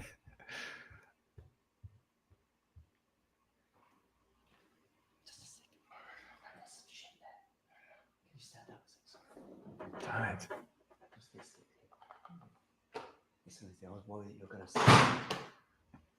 Very hard head. Playing it. Comes into the net. Yeah. Yeah, so I've given that net play a bit away. I mean, yeah. It was very difficult because it was a great forehand approach. So yeah, it was very difficult for Alcaraz, I mean, to do anything there.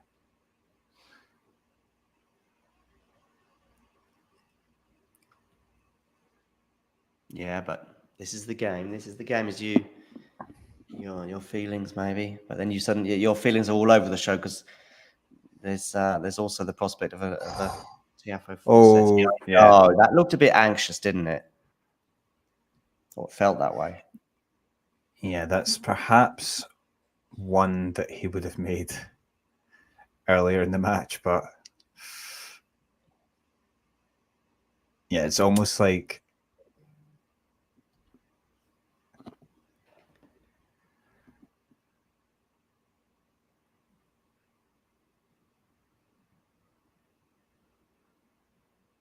this is, I mean, crucial.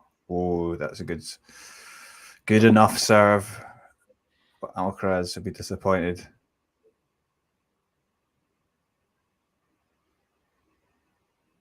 Yeah, he was very, very disappointed. That was very gettable, and suddenly you got a break point, and then you're really testing the nerve of Francis, aren't you? That was. So is this going to be an ace, or it was right down the middle? Yeah, wasn't quite an ace, but he finishes it off emphatically. So Tiafoe, I mean, if this actually happened, if Tiafoe was to win this, I mean, who had that in their bracket? I don't think anyone had that. No. Just, yeah. Tennis is unpredictable like that. It's like, well, it's not happened yet, but you know, sometimes these things do happen.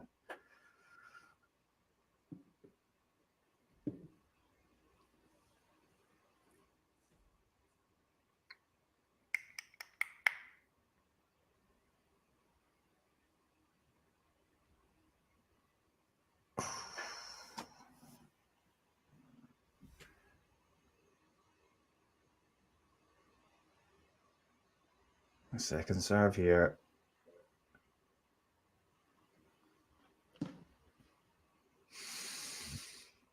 That backhand low into the net is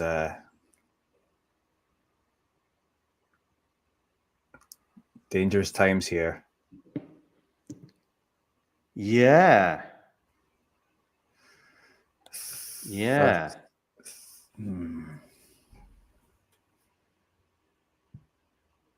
Just give me a second. I'll be back in a minute. Yeah, sure. So serve here from Alcaraz. Forehand to forehand. Forehand. Oh, an error into the net from Alcaraz. So that's love 30 for him. So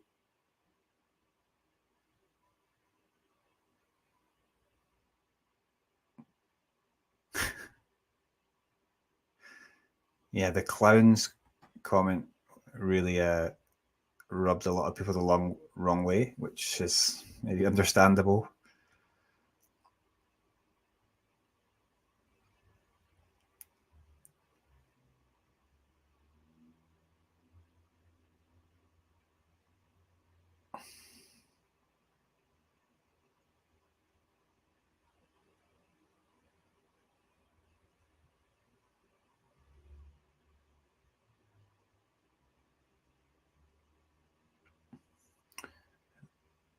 just out. So it's going to be second serve for Alcaraz.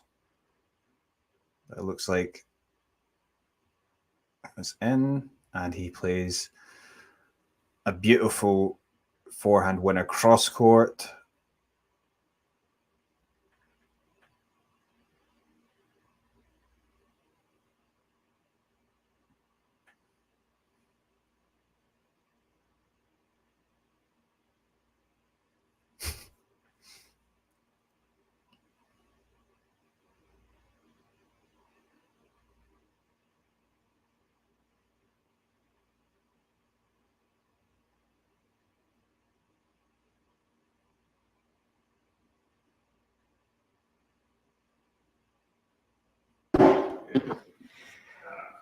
Okay, Eddie, what have I missed?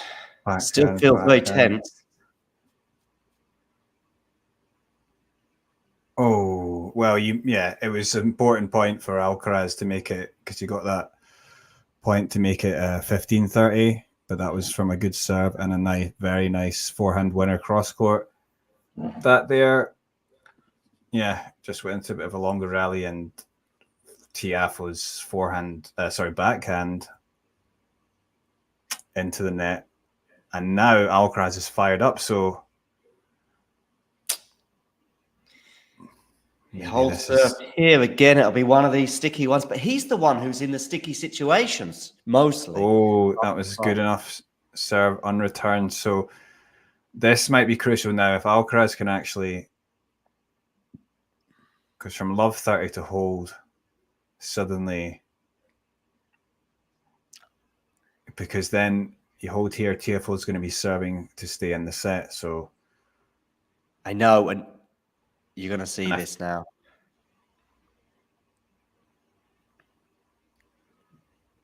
You said it? Yeah. He's aced it. So emphatic those ace. 4 points, I don't want to get carried away. Dimitrov, by the way, is 2 sets to love up on Monfils. Those 4 points, cannot overestimate how important they are, because you lose one of those and you go love 40 down, for example. Yeah. You're just you're almost out of the tournament. And, I wonder if we'll look back on those 4 points in 9 days from now. Listen, we'll take a quick break. When we come back, I'm very optimistic that Tom will be here. And if not, you'll only be on your own for a minute or so, Eddie, okay? All right, okay. Thanks for tuning into this watch along. While there's a break in play, here's a reminder to hit the like button, subscribe, and click that notification bell. Your support helps to keep the channel going.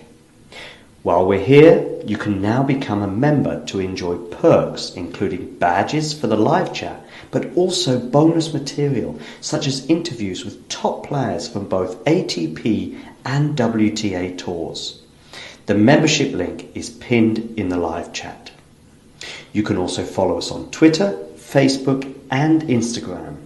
So whether it be serves or volleys, forehands or backhands, serve bots or drop shots, we've got you covered, whether that be via our website, talking-tennis.com, where you can read features and interviews from our top writers.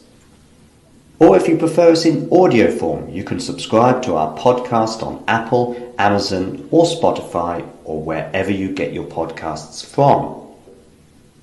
Remember, we offer you wall-to-wall coverage via our regular watch-alongs, magazine shows such as Nick's WTA Weekly or Damien and Mario's ATP version. Plus, we deliver top content from people on the ground, actually at the tournaments, so you get even nearer to the action. So, what are you waiting for? Hit that subscribe button so you don't miss out on all things tennis.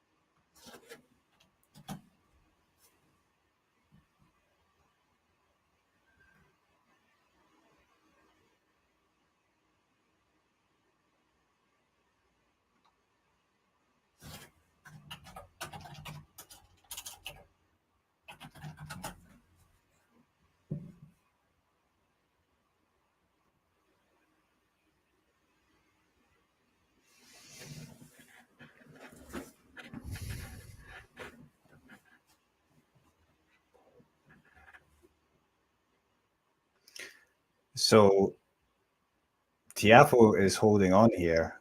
He still hasn't faced a break point since like the first game of the third set.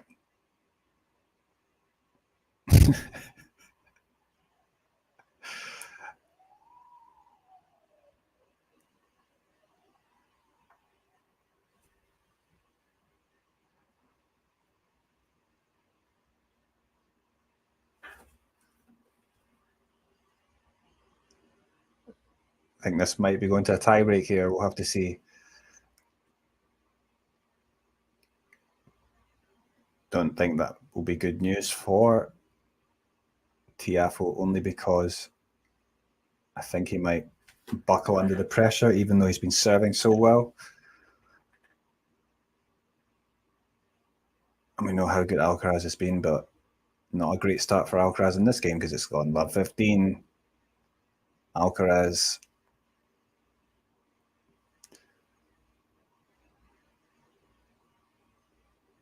he's struggling here.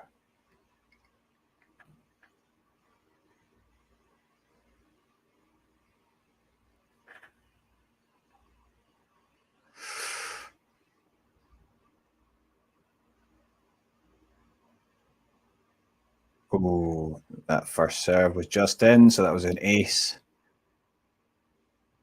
for Alcaraz, 15-all.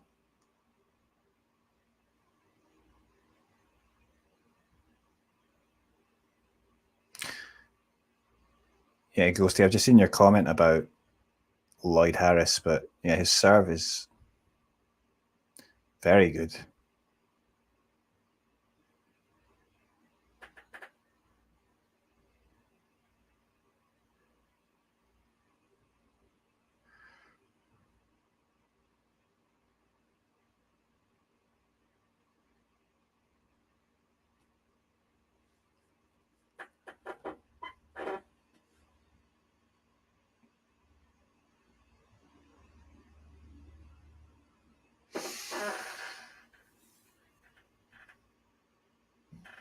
Let goes on to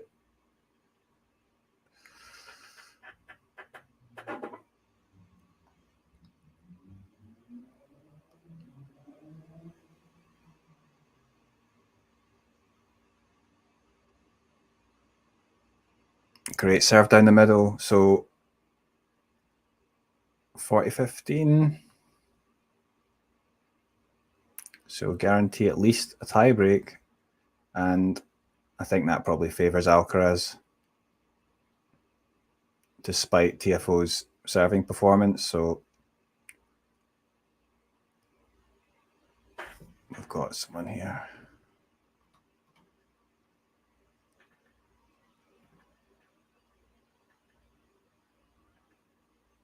And the winners hit home on the forehand side. So 6-5 to Alcaraz. Now might Tiafoe feel the pressure?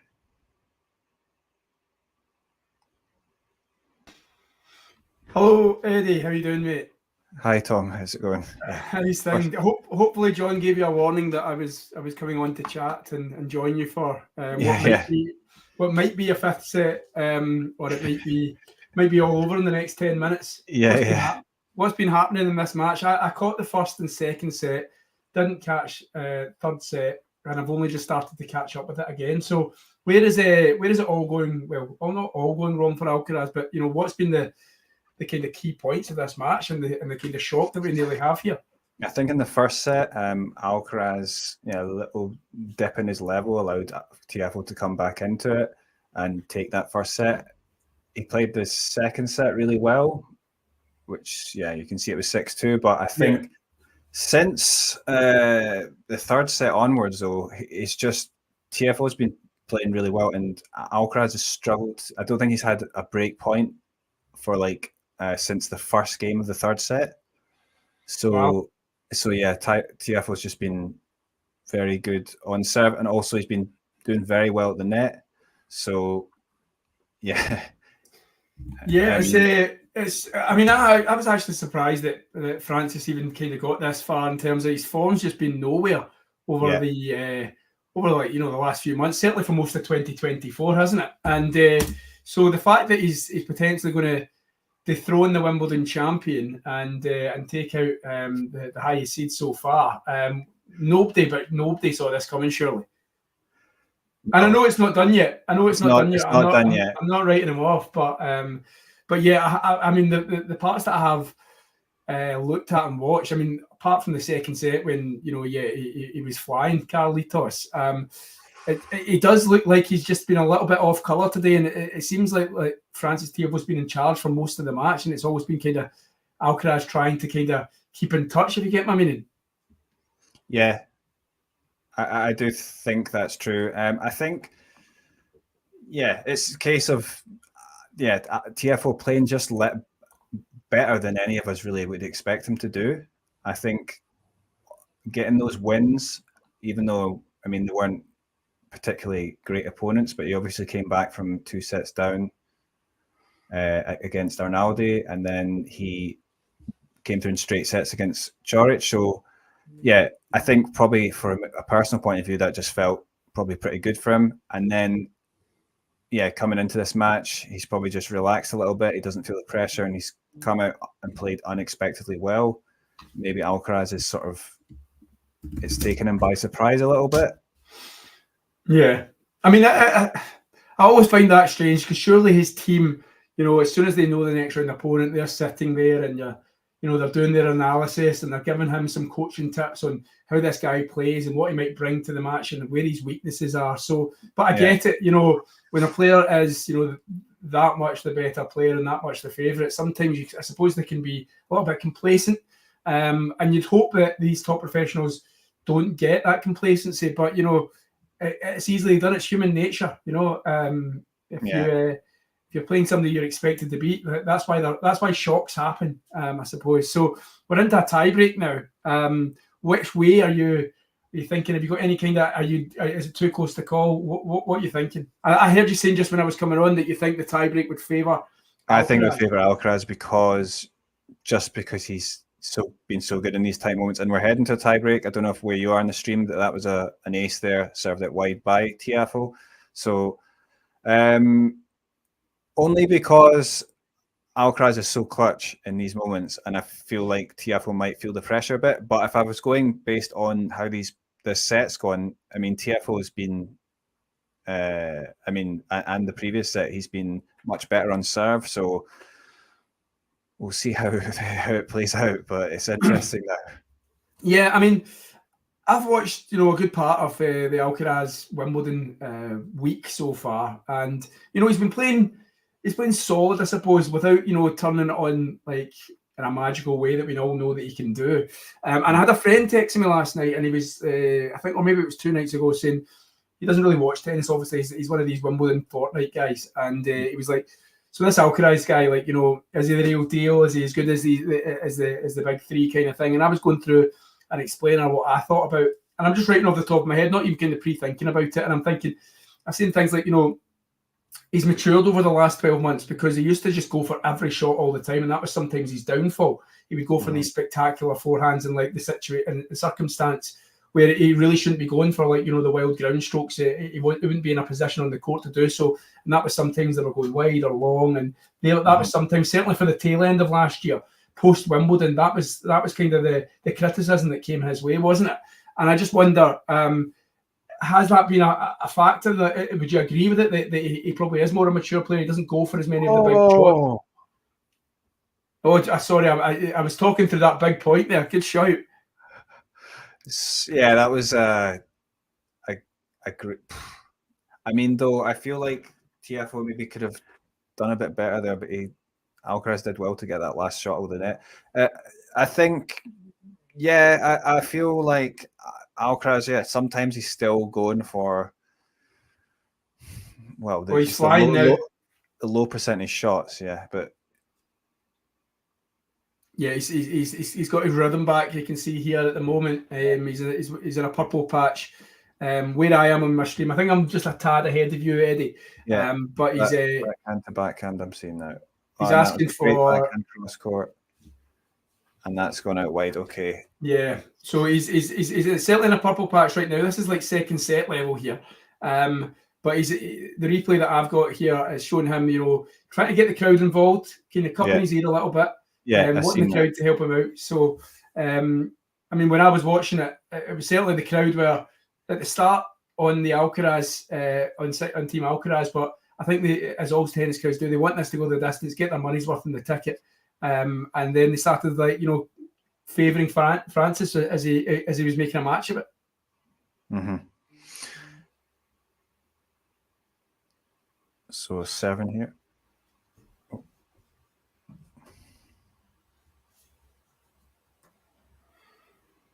Have you been on this since the start of the match yet? Have you been? Yeah, pretty much on the start. I've been, the full shebang. Yeah, I've been the only one that stayed for the whole thing. So. Well, I mean, it doesn't look like I'm just making a cameo appearance. Alcaraz firmly in control of this tiebreak. If you want to talk us through the points, I can just add my kind of 10 pence worth once they're done, just so that we're not kind of on different parts of the stream, because I think I'm a little bit ahead of you. Yeah, that was Alcaraz sending Tiafoe sending the lob long. So now we're on 4 love. So Alcaraz to serve. I mean, if he doesn't see out this tiebreak now, it's going to be an almighty collapse. That's a good first serve, an ace down the middle, and it's just like as we predicted. When it comes crunch time, more often not, that he's just so clutch. And then, what's his tiebreak record? I'm sure his tiebreak record is ridiculously good as well. So yeah. Now, talking point coming up here. It might be a major factor. Just let me know when you're there.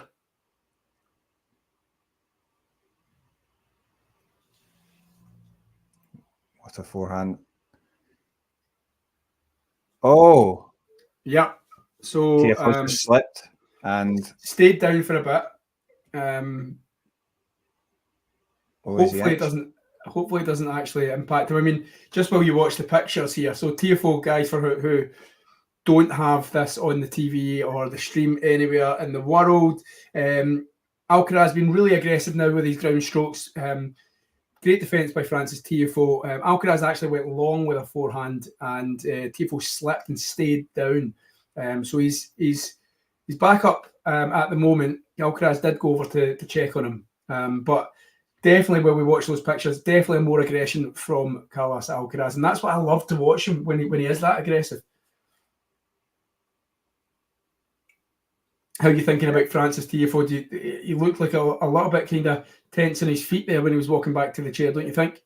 Yeah, I mean, he's got that strap in his right leg. Yeah. So I don't know if it's.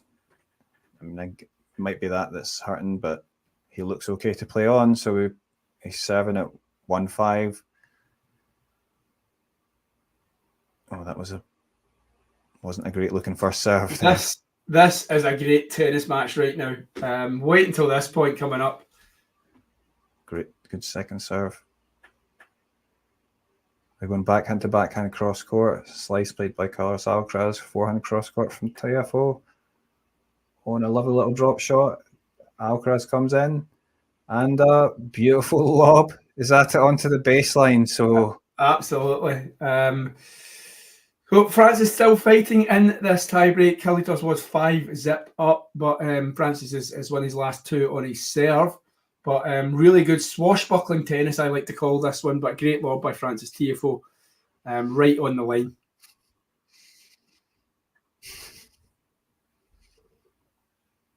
Yeah, perfect lob, even just inside the baseline. But not often with the ability and the flexibility of Carlos Alcaraz and the speed and the pace, you don't often see him getting lobbed too much. So that just had to be pinpoint perfect, and it was.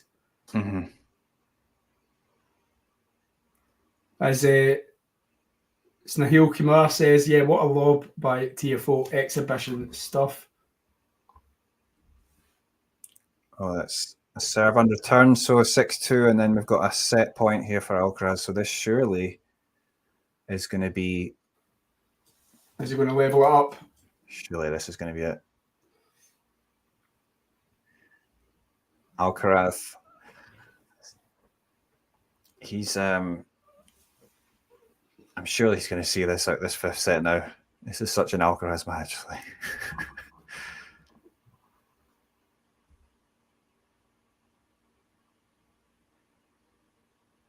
Yes. Yeah, body serve out the Francis T. Well, that's one thing that I did notice in the second set, in the clutch moments when he was under a lot of pressure in a lot of those service games early on in this match. And he was pulling out the body serve. There was one that was right on the money that Francis tried to he absolutely skiffed it back just with a kind of backhand, but it was a really, really strong point that I was noticing that when he needed it, he was going for that body serve. And he can use that Carlitos. I suppose the obvious question now would be to you, Eddie, where does this match go? Sometimes we see the top players sneak back in there in the fifth set and then they run away with the fifth. But Francis has been fighting. Can he keep this level up? Or, after 3 and a bit hours now is it time for Carlos to take over and just see this out? I think Alcaraz will definitely take this now, but that's my feeling, because I just think that now that it's in a fifth set, he will see it out, because when he gets to the tight moments, I just don't think Tiafoe is going to handle it as well. But having said that, as we've talked about Alcaraz, he does give you chances sometimes in terms of the fact that he likes to go for the winners and he'd be aggressive as possible. And sometimes he goes for maybe the too low percentage plays, and that's when he does. And sometimes he can string in a few errors like that, and then suddenly, Tiafoe maybe would have a break point or something. There's still that possibility, but even so, I still think that he's just. This is it. I expect Alcaraz to come through and yeah. I mean, you mentioned about his tiebreak record. I'm fairly certain his 5-set record is pretty Yeah, it's something like he's only lost two or 11 or something like this. Yeah. Because I remember watching the French final, and it was the same feeling I had. I'll lay my cards on the table. I was wanting Carlitos to beat Sasha Zverev. And when he managed to get that 4th set, I had no doubt. I had absolutely zero doubt. I thought, this is it now. He's going to coast this fifth, and he did for the most part. And it was then that I'm sure the commentators had mentioned his record, and it was pretty kind of solid in terms of. That's right. He'd only had a couple of defeats. I think one of them was Berrettini at the Australian Open, was it? That's the first one that comes to mind. I don't know what the other one was. You might be able to tell me, Eddie, but yeah. He usually more often than not, this is the point where he kind of just he shows his own. I mean, who can forget this time last year when he went into a fifth about with Djokovic, and that was probably closer than the Zverev one, but you just had a feeling that he had the mentality and the character to do this. Yeah, I was covering that one on this channel as well. The one against Zverev, that was. Yeah, crazy match in terms of it was very up and down, but he still got it done. Oh, we're back on now. Yeah, back playing. And as I say, the free will of the arm there in the tie break, the aggression.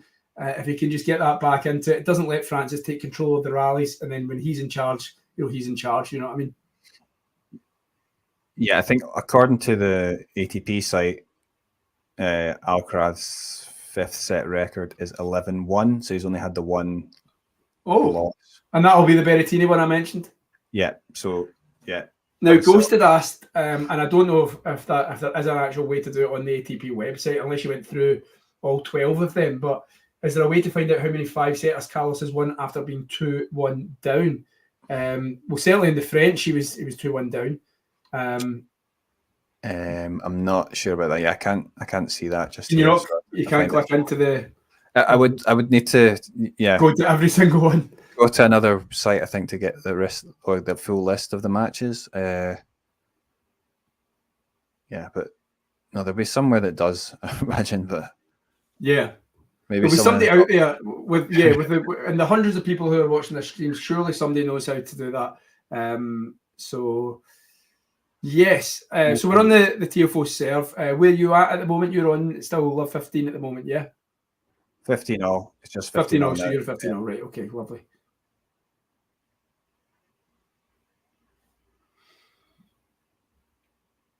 And I'm just seeing as well that Ghost has recommended Tennis Abstract, but they need to hire a librarian with coding skills to put it in a better user interface.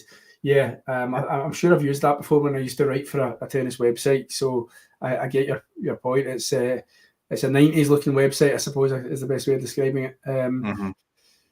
So yeah, I'm seeing that this is the kind of only show in town apart from Court 1, where I think Medvedev is coasting unless the match is still, it might be finished by now, but in Court 1, is that the only two matches we've got because the play has been suspended on all the outdoor courts? Yeah, it's still suspended, yeah. So just got Alcaraz match, and well, actually, is there another match even going on? Quarter past 10 past 4, I double checked the scores and I saw Medvedev was 2 sets up to the good against Jan Lennart Struff. Now I'd imagine that was in Court 1. Now, yeah. So yeah, so he took the third then.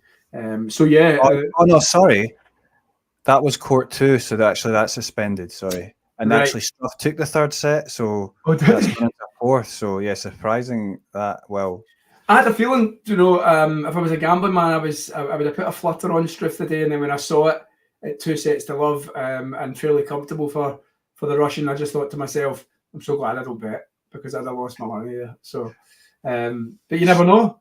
okay, it's Kartal against Goff is the match that's about to come up on Court 1. So Fair enough. Of course, the Brit who is Sonny shocking Kartal. everyone. Yeah. So Tiafoe has, as you can see by the scoreboard, guys, has taken his first service game off the 5th. I think how many hours we are up to now? We're about 3.5 in terms of the length of the match. yeah, it's about 3.5 hours. Never a good. Well, I suppose you can still win Grand Slams when playing these long matches, but just what these players are like. The first week, it's all about just getting into the second week and getting it done with as least fuss as possible. So, with a couple of days rest after this one, if he still has hopes of when he comes up. So it's Tommy Paul next for the winner, isn't it? No, not next. I think it's Umber or who's it? I'll get it up now. Who's Umber playing? Yeah, with Nakashima. Yeah, Nakashima took the first set 7-6, didn't he?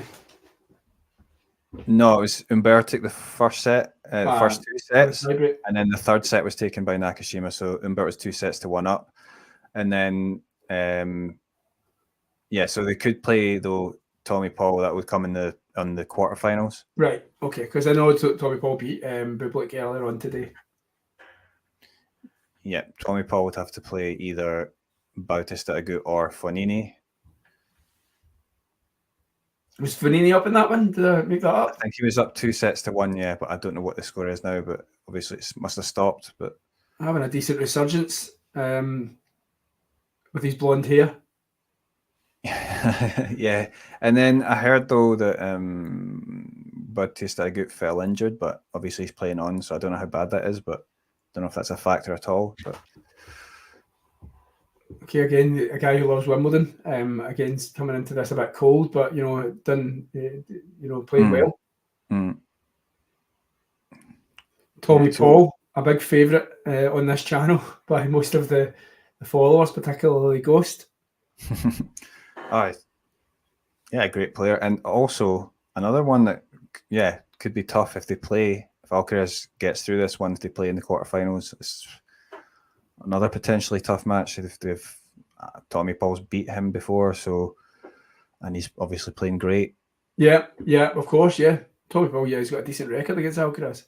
I was going to ask you, Ghost. Good to have you on this stream. I know I've come into it late, but your other main man, Andrei Rublev, his latest meltdown on the court. Just thoughts on that, Ghosty? Yeah, I've heard that before, Snehil. I need to slow down a little bit. I get too excited about the tennis. I'm from Scotland as well, so I can't understand it quite easily. But yeah, sorry, I've had that before. Me and Jack on one of my early streams, and me and him were just talking as if we were, down the pub, and folk were going, "We cannot understand a word that you guys are saying." so I got to be honest, like. I was covering the general election last night for my day job. Wow. So I was up all through the night, and what a shift that was. I've been sleeping all day today, so that's why I've missed most of the tennis. Right. You did get a nap though then.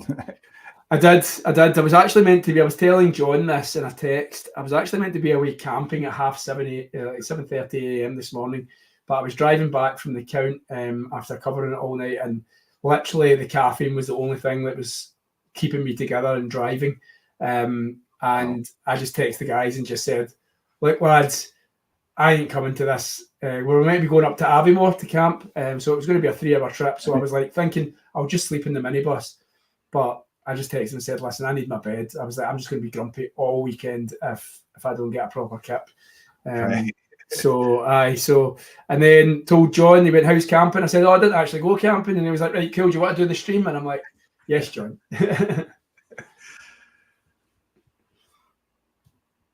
So some of my faves will never win a slam.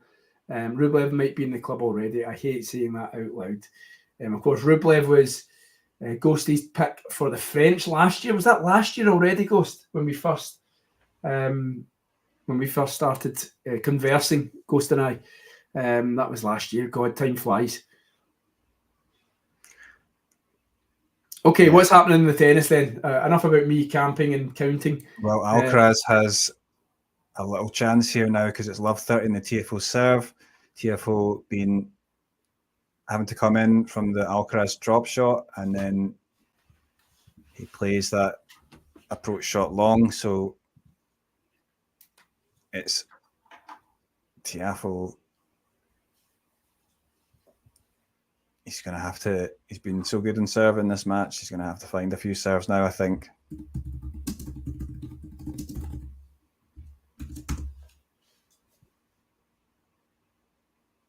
And that's a nice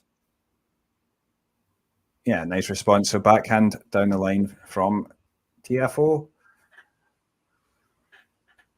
Oh, right. I'm a point ahead. Oh, no, I've lost you. What's going on?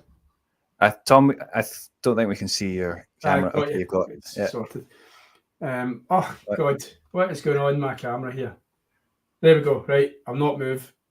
Sometimes my camera plays up like this. So here's the other point. Oh, no. Yeah. Tiafoe well in charge and then just misjudges. Yeah, that's a couple of points where he's been dragged towards the net and then he ends up playing it long. Oh, sorry. I hate being ahead of you and then I want you to describe it. Thank you, Go. Scotland is so beautiful. And of course, we deserve all that beauty because it rains all the time. So the upside and the silver lining of it being so miserable all the time is the fact that we have a beautiful country with beautiful scenery. I'll tell you something. Oh, now I've seen it. Yeah, Alcaraz has just broken serve. Tiafoe come into the net. Alcaraz knew he was coming in. Tiafoe left it and the ball dropped in just before the line. So Alcaraz with the advantage early in the fifth set. Thing about Scotland, so Ghost, we are in summertime in Scotland right now, and we had a general election last night. The last time we had a general election was in December 2019, all right? So Christmas time.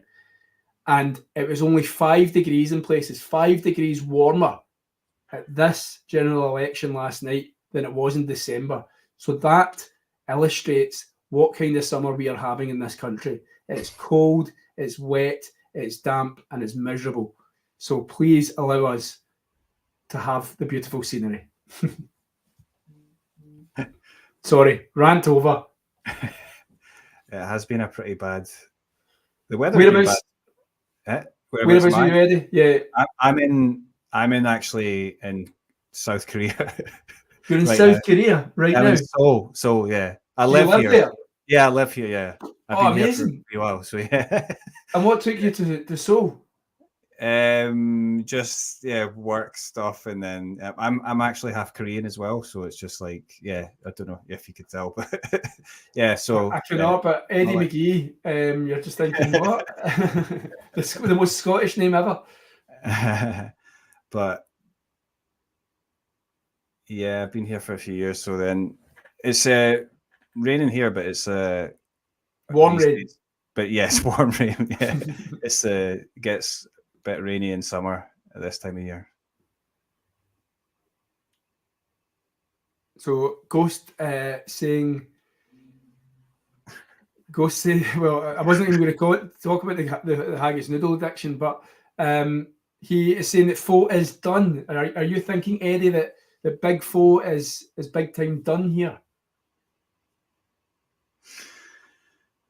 Yeah, I don't really see him coming back now. I think that I'm not sure I think he's lost a bit of the belief as well. I mean, for him, because he was playing so well, I think if he was going to win this match, he would have had to take his chance in that fourth set. Yeah, I mean, it was 5-0, but it was love 30 on the Alcaraz serve. It was big moments for the defending That was a huge champion. hold from Alcaraz. I mean, yeah, and 4 points. He was looking at his box, and even him and his box were saying, "Stay calm here. Like you're getting close to this." And sometimes that can take over. The mentality of something that you've. I'm not saying he's winning a tournament by beating Alcaraz, but you work all your career for these big moments, and sometimes you end up starting to realize I might pull off a shock, and it's all about the mentality. It's in the brain rather than the talent. You know what I mean? Mm-hmm. Who knows? Still making a fight of it here in game 4 of the 5th. Yeah, I think at this moment though it will take some sort of Alcaraz.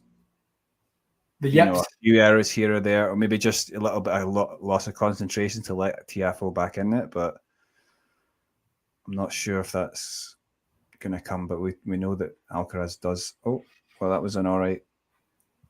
I mean, if Alcaraz holds here, you could be getting into territory like he's cooked at this point, Tiafoe, and you could be looking at 6-1, 6-2. Do you know what I mean? Mm-hmm. Yeah, it could be over quickly. I think he should get it done now. Yeah, this is a big hold. It seems like quite early in the set, but it's just to take that last bit of wind out the sails of the American. I believe it'll be a big hold for.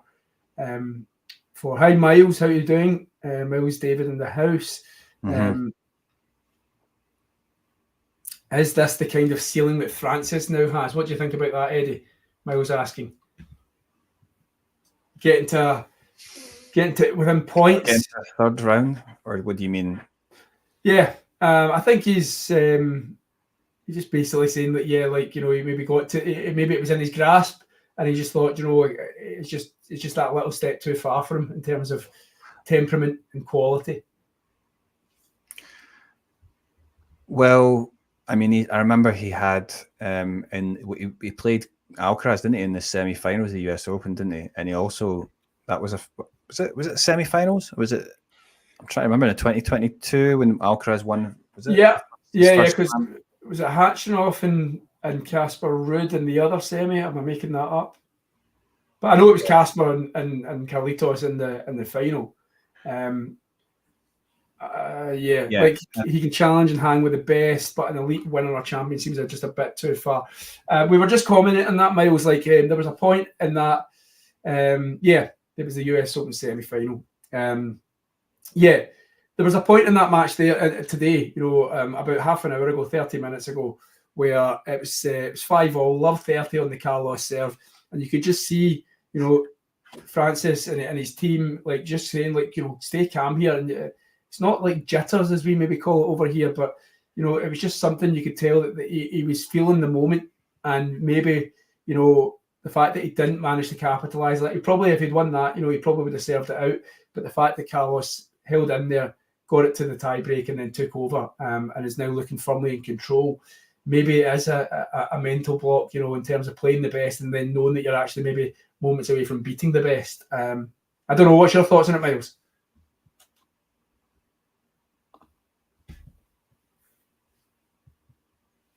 I mean, where are you now, Eddie, on the stream? Yeah, that was just the first point of the Tiafoe serve. So he's love 15 just done. So oh no, Tiafoe's got to be careful here. Otherwise, I think Alcaraz will run away with it. He's got to find those serves that he's been finding. That's way long. That's the first serve way long. He's got to find a second serve. So it's okay. And I think Alcaraz will be disappointed with that return that goes straight into the net on the backhand side. It wasn't a difficult serve to return, I don't think. So Francis' serve is going all over the shop here. Miles says, I think what we've just been saying as well, I think if France was going to take the scalp, we would have to done it in that 4-set tiebreaker. Yeah, or even, like you say, just or even those 2 more points in the Alcaraz service game. Yeah, he could have broken before that, but if he just, it was love 30 and then Alcaraz won 4 points in a row. If Tiafoe had won 1 point there, he would have brought it to love 40, and then that's completely different. Or he would have got a couple of break points at least anyway. So it's looking ominous. It is looking ominous 15, right now.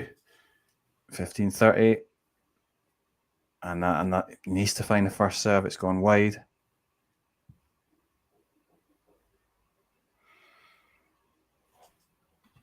And that's down the middle. That second serve finds forehand to forehand. It's going. Oh, and it's an error from Tiafoe into the net. So 2 break points for Alcaraz. I think this might be the end here, essentially. If he can grab one of these 2 points, I'll ask yourself, Eddie, and I'll also put it out to you know, the guys here like Ghost and Miles, if Sean Power's still on, Jane. You know, Carlos goes and wins this 5th set fairly comfortably. I wonder how we're viewing this performance, though. Is this a worrying performance in terms of level and ease and difficulty that he's found this tie? For maybe for Carlos fans, like in terms of, you know, when he comes into any event, he's expecting to win it. And I just wonder, is there a worry, is there a concern that he has struggled so much? Or has it just been the fact that Big Foe has played so well and managed to, you know, knock him about the court a little bit? I do think that Tiafoe has done well, better than many of us would have expected him to do. But I also think that Alcaraz sort of let him back in it at some points, and I don't think he'll be able to do that in later matches if he's going to play against a better opponent, you know, like a Tommy Paul. Tommy Paul's playing better at the moment, and then of course he's going to have to play Sinner eventually. But I think that at the same time, he's just. I mean, you wouldn't say that he'd played particularly great, say, in that match against Zverev in the final in the French Open, but he still managed. Yeah, and when it mattered, he still managed to find his best or great tennis. I don't know if he'd say his best tennis, but I mean some excellent tennis. And yeah, he just seems to have that clutchness to him that he does. And I think I doubt it sometimes, like bizarrely, like, you know, you're hitting nails on head here, and I'm thinking to myself, why do I think, you know, like, I know that I said to you about Zverev in the French. Djokovic last year wasn't as confident, I think, going at the 5th. Here, yeah, I was, but it's against a lesser opponent. No offence intended to Francis Tiafoe, but I just wonder, why do we doubt this guy? He does get himself into these situations, and more often than not, and he gets himself out of them. Do you know what I mean? So I think we've got to kind of doff our caps to the character and the tenacity of Carlos Alcaraz. Yeah. he doesn't back down. He doesn't like go into his shell. You never see that. He just keeps backing himself, and he might have those dips, but then he'll come back and play some incredible tennis, and you just have to respect that. He's done it. He's proved that he's done it over and over again. So.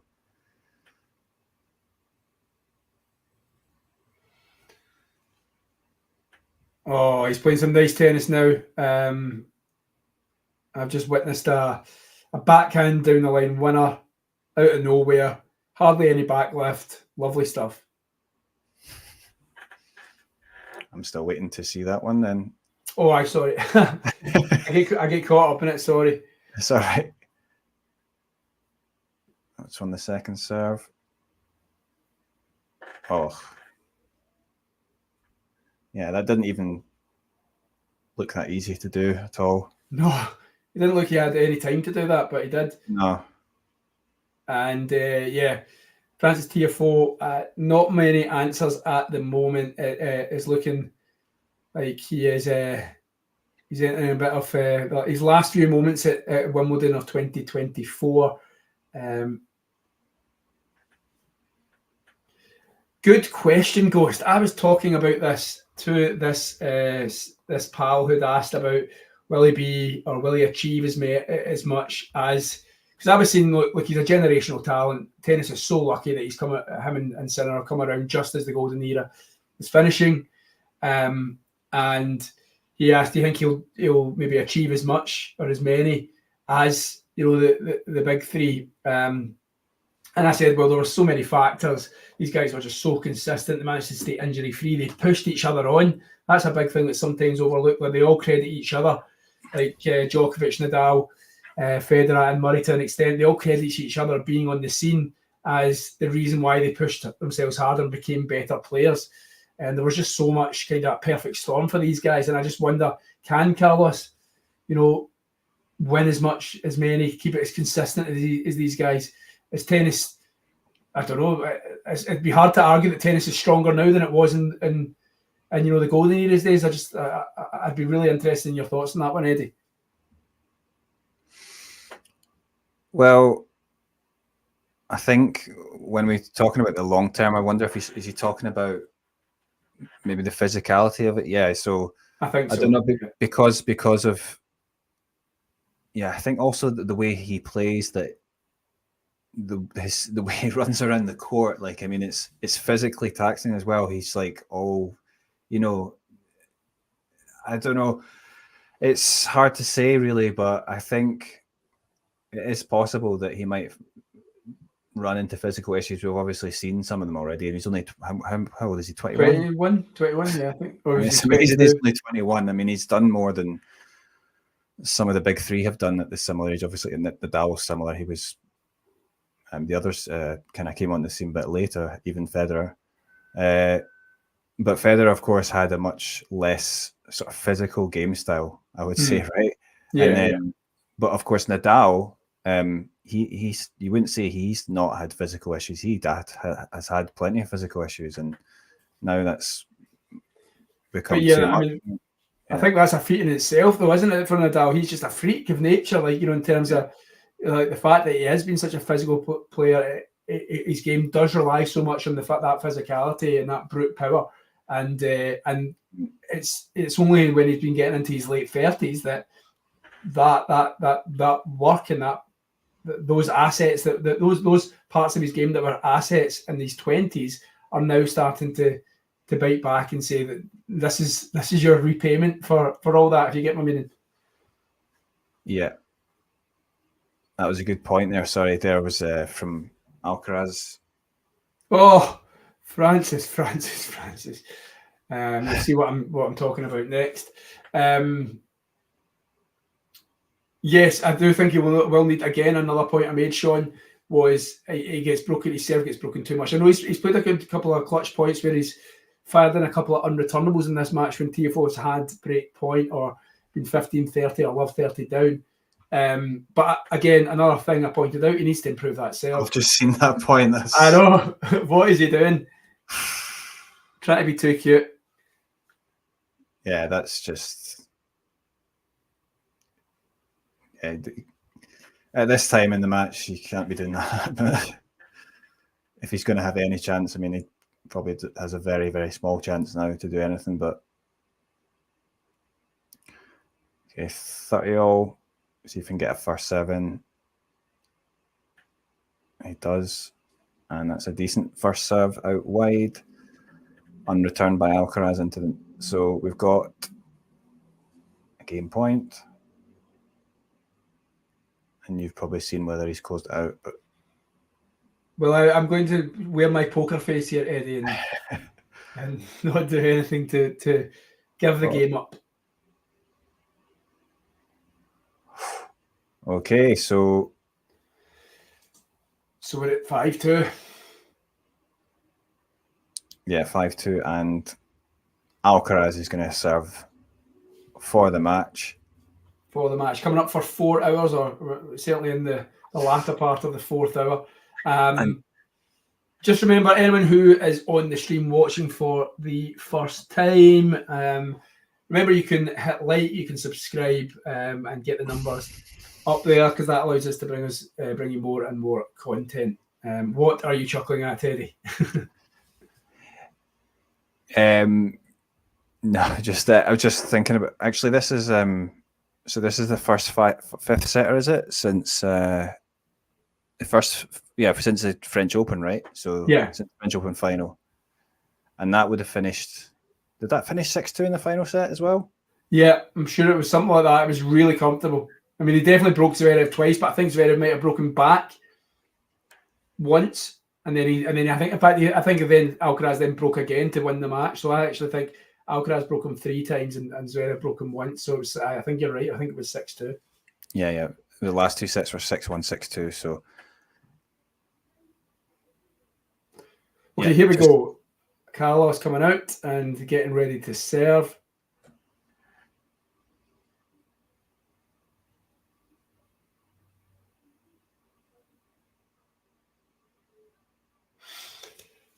Happy to give you the floor, Eddie, if you want to talk us through the next few points, because it is the big part, the business end of the match. Oh, was it a let there? I didn't hear that. Okay, so there's another serve here for Alcaraz. So it's in, and the return is hit wide from Alcaraz. So from Tiafoe. So Alcaraz goes up 15-love.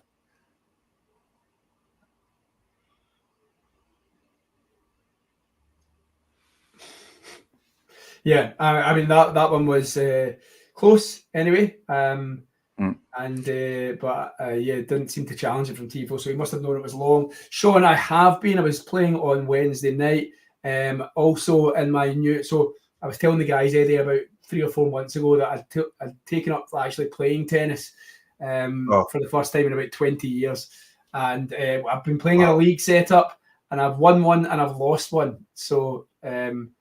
I'm doing all right. I'm doing okay. Carlos played much better. Have you just seen the winner that he just put on? Yeah, that was the forehand cross court. Yeah, it's lovely. Curling. But thank you for your interest, Sean, and for keeping up to date with my fledgling tennis career. It's still in its early days, but yeah, I will be a champion in 2025. That's my goal. And that was lovely. Yeah, 3 match points. Amazing touch that he's got. Tiafoe's got good touch, but unfortunately for him, Alcaraz is better. And this is it. Got 3 match points.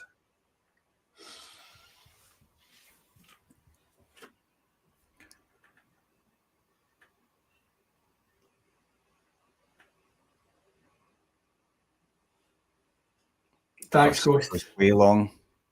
50%. But I'm gunning for this guy in the club who thinks he's amazing. He's got a pure big serve. I'm taking him. And finished off with a lovely backhand drop shot, almost fitting. Yep, I've been trying not to give the game away for the last minute, but yes, he did. Lovely way to finish it. And a nice embrace at the net between them. Yeah, as far as I'm aware, these guys are good pals off the court. So I've enjoyed that part. Certainly part of the men's side this time. You know, you saw it with Gail Monfils and Wawrinka earlier in the tournament. I think we saw Bublik and Paul having a wee joke at the end of their match today as well. So we didn't see Fritz and Rinderknecht have a joke though. I tweeted about that because the commentators on the BBC were clueless. They were like, "Oh, what's going on here? Like, did they fall out during the match? We've got no idea what's happened here." And I'm like, "What are you talking about? This is like a year-long blood feud between these two players." So, yes. And then I mean, I didn't know at the time that it said "enjoy your flight home," but I love it. I love this. I love that bit of needle. I love the needle just as much as I love the embrace. So, but listen, Eddie, I do appreciate you allowing me to join you, and you did the legwork of a decent match. Do you want to sum up what was your thoughts then in terms of the match? We kind of called it, didn't we? If this was going to a fifth, it was going to be Carlos to coast it. Yeah, well, in the end, it turned out as we expected in terms of the result. Obviously, to go into fifth set, I don't think anyone would have predicted that would have happened. We maybe thought 4 sets. Tiafoe came out better than any of us maybe would have expected. Serving very well. I think for Alcaraz, it's maybe we've seen it a few times. We had a little bit of a dip in performance, and he wasn't quite at his best throughout the match, and I think that is something that is maybe a little bit of a concern for him, but nonetheless, he still managed to come through strong and clutch out in the most important moments as we expect him to do. And in that sense, it does bode well. I think, though, it doesn't necessarily mean that his chances at this tournament are diminished. I think, though, he's going to have to play a little bit better, though, in the later rounds. But as I say, I think it was been hopeful anyway for Alcaraz. I still think. And I'll put you in the spot a little bit then, Eddie. After today's performance, where or who is taking certainly the men's side of Wimbledon? Are you sticking with your pre-tournament thoughts? What were your pre-tournament thoughts? I don't even know them. My pre-tournament pick actually was Sinner. Okay.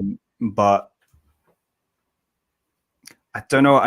The only reason I actually think that Alcaraz could still go all the way and do it, but it was more the fact that I just felt that he was going to have maybe some long matches like this, possibly maybe against Tommy Paul, which I was thinking. I wasn't really thinking that Tiafoe was going to be the one, but and I thought that might have been, but I don't know. I think it's just he just keeps doing it. I mean, I would have thought because a lot of players, I think maybe they would, when it got to that fourth set, they maybe would have actually maybe felt a bit of pressure and let, say, Tiafoe into it. But then, but no, he finds the level when he needs to, and because he's done it so often, it makes me think that. I just thought maybe here it's just so difficult for Alcaraz or any player to do the double, the French Open and Wimbledon, and obviously it's different conditions. Where at Wimbledon, if someone gets a good performance on serve, it can be really difficult. We saw that for patches in this match with Tiafoe.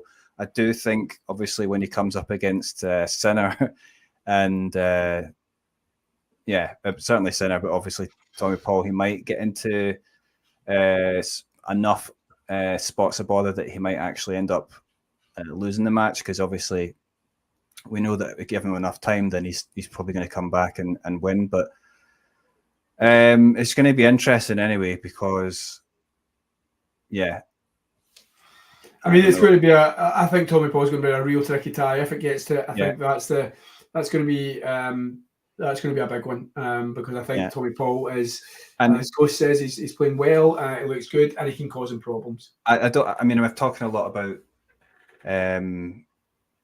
Alcaraz, but as far as I can see for Sinner, he's got Kecmanovic and then maybe Shapovalov or Shelton, but I'm not particularly hot on that. What do you think? I mean, maybe Shapovalov can give, but I don't think he's got the consistency maybe to Well, Shapovalov is another player who's maybe been surprising a few people. When I again had a look at that this morning and thought, I think Shapovalov could.